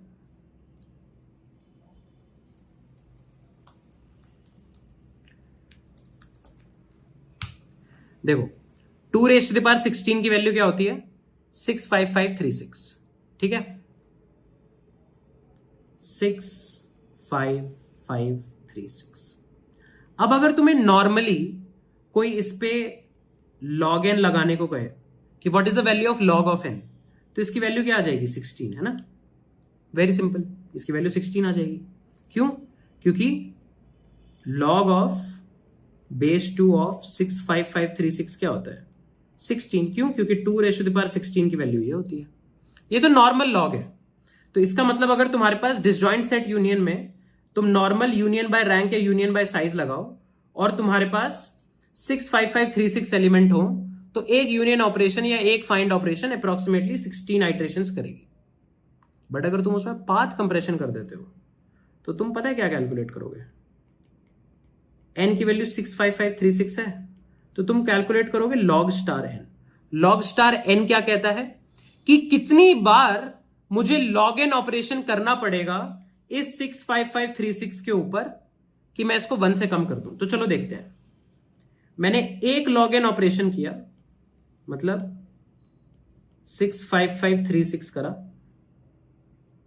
राइट? मैंने करा n is equals to log n, ये ऑपरेशन मैं करूंगा। n is equals to log base 2n। ये ऑपरेशन कितनी बार करनी पड़ रही है ये फिगर आउट करना है। तो पहली बार करा, फर्स्ट टाइम करा हमने, ठीक है? फर्स्ट टाइम करा तो 65536 बेस 2 कितना हो गया? 16 हो गया। तो n की वैल्यू हो गई 16। अब मैं इस पे दोबारा log n लगाऊंगा, मैं दोबारा log बेस 2 लगाऊंगा सेकेंड टाइम। तो log 16 बेस 2 कितना होता है? 4 होता है। मैं इस पे दोबारा log बेस 2 लगाऊंगा, तो मतलब मैं थर्ड टाइम log बेस 2 लगाया, ये वैल्यू कितनी हो गई? 2। मैं इस पे दोबारा log बेस 2 लगाऊंगा, मैंने फोर्थ टाइम log बेस 2 लगाया और ये वैल्यू बन गई 1। अगर तुम अप्रोक्सीमेटली मान लो अगर एक बारी और भी तुम इसको करना चाहते हो कि मान लो सीधा 0 पे ही रिड्यूस करना है, तो तुम एक बारी और वैल्यू पे log बेस 2 लगाओगे और ये क्या बन जाएगा? 0। तो तुमने 1, 2, 3 4 5, 5 ऑपरेशंस में अपनी वैल्यू 0 पे कन्वर्ट कर दी। तो log star n for n is equals to 65536 होगा अप्रोक्सीमेटली 5, जो कि क्या ऑलमोस्ट कांस्टेंट है। मतलब ये 10⁵ के ऑर्डर का नंबर है, उसके लिए अगर तुम्हें 5 ऑपरेशंस लग रही हैं तो कुछ भी नहीं है ना। अगर तुम निकाल लो 2⁵32, ये इतना बड़ा नंबर है, 2⁵32 इतना बड़ा नंबर है ना, इसके log स्टार n की वैल्यू पता है क्या होगी? 6 होगी।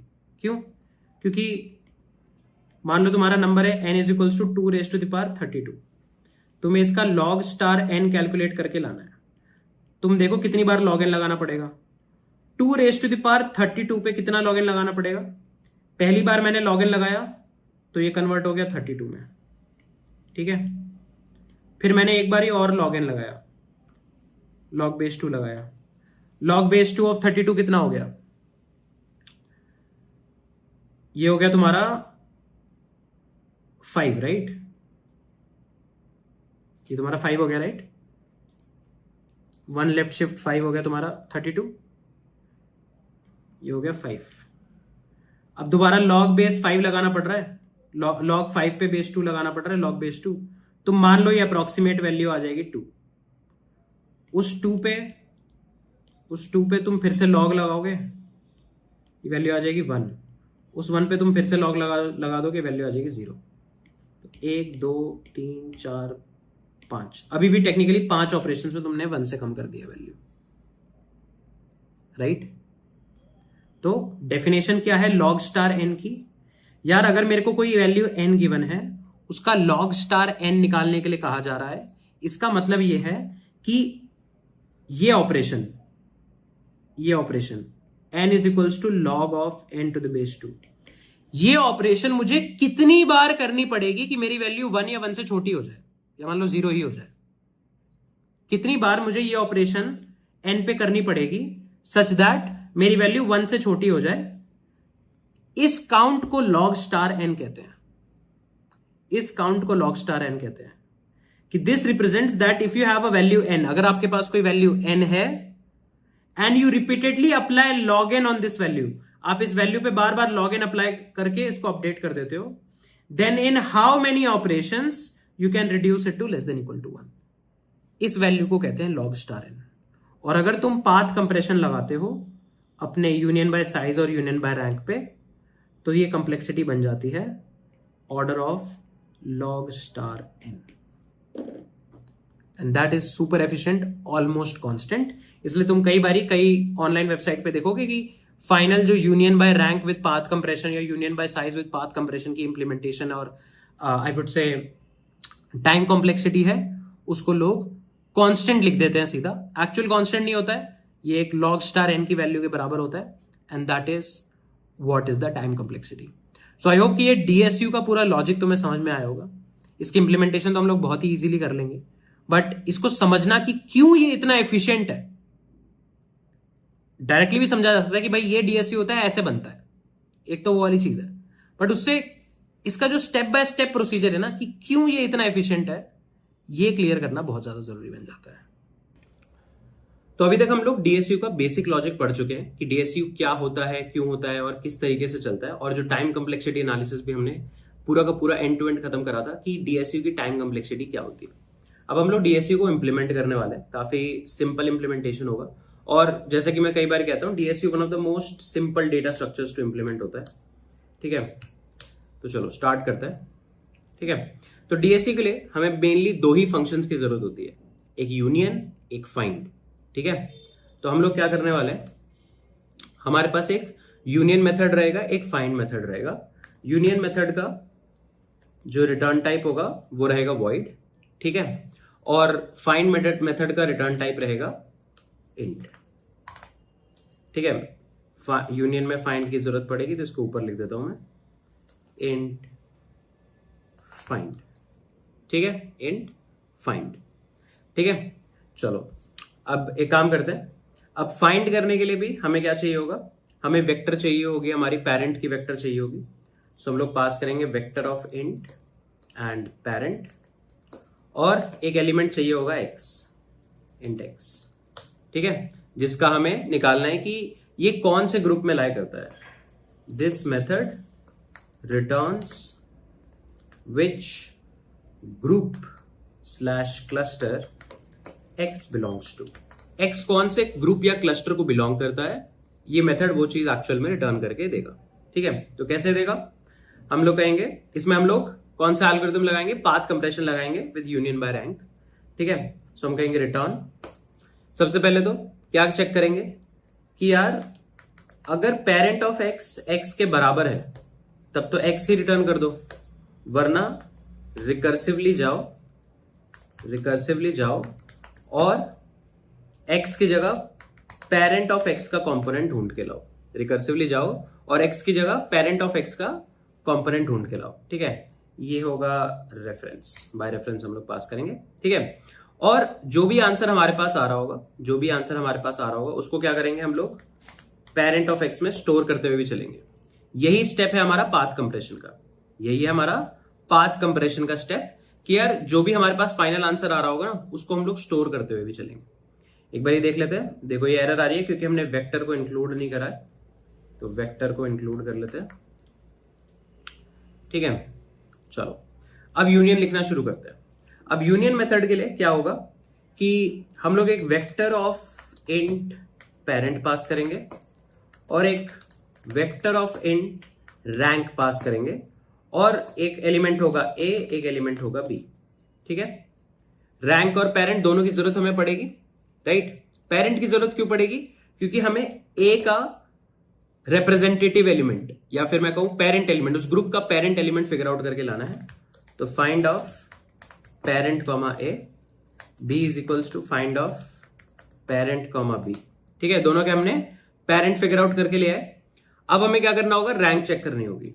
तो हम देखेंगे अगर rank of a is greater than और equal to rank of b. यार अगर a की रैंक b या b से बड़ी है तो हमेशा हम लोग क्या करेंगे, जो b ग्रुप वाले एलिमेंट्स होंगे ना उनको a में लाके सेट कर देंगे. तो हम करेंगे rank of a plus plus, else we will do rank of b plus plus. ठीक है, ओके. और अब क्योंकि रैंक ऑफ a बढ़ाई गई है तो पेरेंट ऑफ b में क्या सेट कर दूंगा, a. यहां पे रैंक ऑफ b बढ़ाई गई है तो पेरेंट ऑफ a में क्या सेट कर दूंगा, b. पेरेंट ऑफ b में सेट कर दूंगा, सॉरी पेरेंट ऑफ a में सेट कर दूंगा b. That's it. यही लॉजिक है हमारा, एज सिंपल एज दैट. और इतने से कोडिंग इंप्लीमेंटेशन से हमारा पूरा डिसजॉइंट सेट यूनियन एक्चुअल में इंप्लीमेंट हो गया. ठीक है, चलो इसको एक बार ट्राई करके देख लेते हैं कि सही चल रहा है नहीं चल रहा. हम लोग n और m लेकर आएंगे. n बताएगा कि कितने एक्चुअल एलिमेंट्स हमारे पास एग्जिस्ट कर रहे हैं, ठीक है, और m बताएगा कि कितनी क्वेरीज हमारे पास आ रही हैं.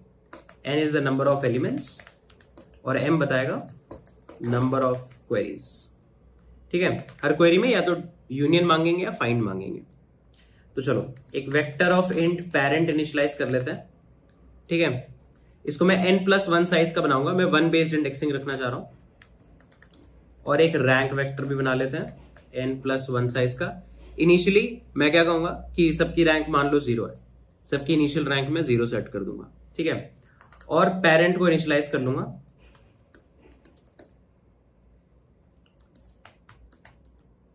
ठीक है, parent of i equals to i, कि भाई हर एलिमेंट खुद का ही पेरेंट एग्जिस्ट कर रहा होगा. ठीक है, ओके. चलो इसके बाद हम लोग कहेंगे पहले इन c इन n और m भी ले लेते हैं.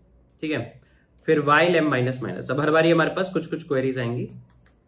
while m माइनस माइनस हम क्या करेंगे, एक स्ट्रिंग लेंगे str और स्ट्रिंग का इनपुट लेंगे c इन str. ठीक है, ओके. अगर जो हमारी स्ट्रिंग है, जो str स्ट्रिंग आ रही है उसमें यूनियन लिखा हुआ है तो हमें यूनियन करना होगा. यूनियन करने के लिए दो एलिमेंट्स आएंगे x और y, और हमें क्या करना होगा, यूनियन मेथड कॉल करना होगा. यूनियन मेथड कॉल करना होगा तो हम लोग क्या पास करेंगे, पेरेंट एरे पास करेंगे, रैंक एरे पास करेंगे, x और y पास करेंगे. एल्स हमारे पास फाइंड ऑपरेशन आ रही होगी. फाइंड ऑपरेशन में हम लोग क्या कर रहे होंगे, हमें एक एलिमेंट x आ रहा होगा, उसका हमें पेरेंट निकाल के लाना होगा। So find of parent comma x। ठीक है, चलो ये सही लग रहा है ना? This looks fine to me. तो रन करते हैं, देखते हैं कोई एरर तो नहीं आ रही। ठीक है, तो चलो मान लो 5 एलिमेंट है हमारे पास। ठीक है, और उसके बाद मान लो हमारे पास 4 क्वेरीज आ रही हैं। पहली क्वेरी आ रही है हमारे पास यूनियन की। तो यूनियन की क्वेरी में मान लो मैंने 2 और 3 को यूनियन कर दिया। फिर एक और यूनियन की क्वेरी आ रही है जिसमें मैंने 3 और 4 को यूनियन कर दिया। फिर एक और यूनियन की क्वेरी आ रही है लेट्स से, फिर जिसमें मैंने 1 और 3 को यूनियन कर दिया। अब मैं अगर फाइंड की क्वेरी लगाता हूं और मैं जानना चाहता हूं क्या कि लेट्स से 2 का रिप्रेजेंटेटिव एलिमेंट कौन है, तो देखो 2 का रिप्रेजेंटेटिव एलिमेंट आ रहा है 2।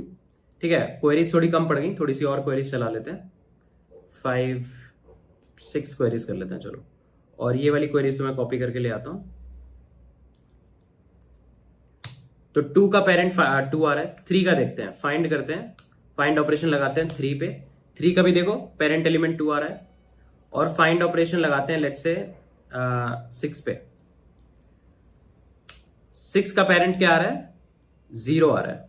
ठीक है, सो ये फिगर आउट कर लेते हैं। 6 का पेरेंट हमने 5+1 साइज का बनाया है। अच्छा, 6 का तो एग्जिस्ट नहीं करेगा इसलिए यहाँ पे 0 आ रहा है। ये ठीक है, ये मैंने छोटी सी गलती करी है। 1 सेकंड।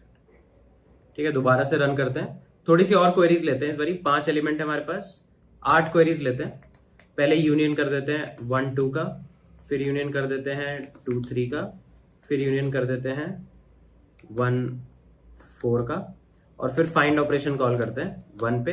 1 का पेरेंट 1, फाइंड ऑपरेशन कॉल करते हैं 2 पे। 2 का भी पेरेंट 1, फाइंड ऑपरेशन कॉल करी मान लो 5 पे। 5 का पेरेंट 5, क्यों? क्योंकि 5 को किसी के भी यूनियन में नहीं डाला गया है। एक और फाइंड ऑपरेशन कॉल करते हैं लेट्स से 4 की। 4 का भी देखो पेरेंट एलिमेंट बना रहा है। एक और फाइंड ऑपरेशन कॉल करते हैं 3 की। 3 का भी पेरेंट एलिमेंट बना रहा है। तो हमारा पूरा का पूरा डिसजॉइंट सेट यूनियन का पूरा ये लॉजिक एब्सोल्युटली करेक्टली चल रहा है। काफी सिंपल इंप्लीमेंटेशन के साथ हमने इसे इंप्लीमेंट कर दिया है। दोनों ऑपरेशंस की जो टाइम कॉम्प्लेक्सिटी है वो क्या है? Order of log star n, right? log star n का मतलब क्या है? नंबर ऑफ टाइम्स हमें log n करना पड़े सच दैट वैल्यू 1 या 1 से छोटी हो जाए। That's it, that's how you will implement disjoint set union. So I hope कि आपको लेक्चर पसंद आया होगा और जो भी डिस्कशन हम लोगों ने करा है रिगार्डिंग डिसजॉइंट सेट यूनियन वो सबको क्लियर हो गया होगा।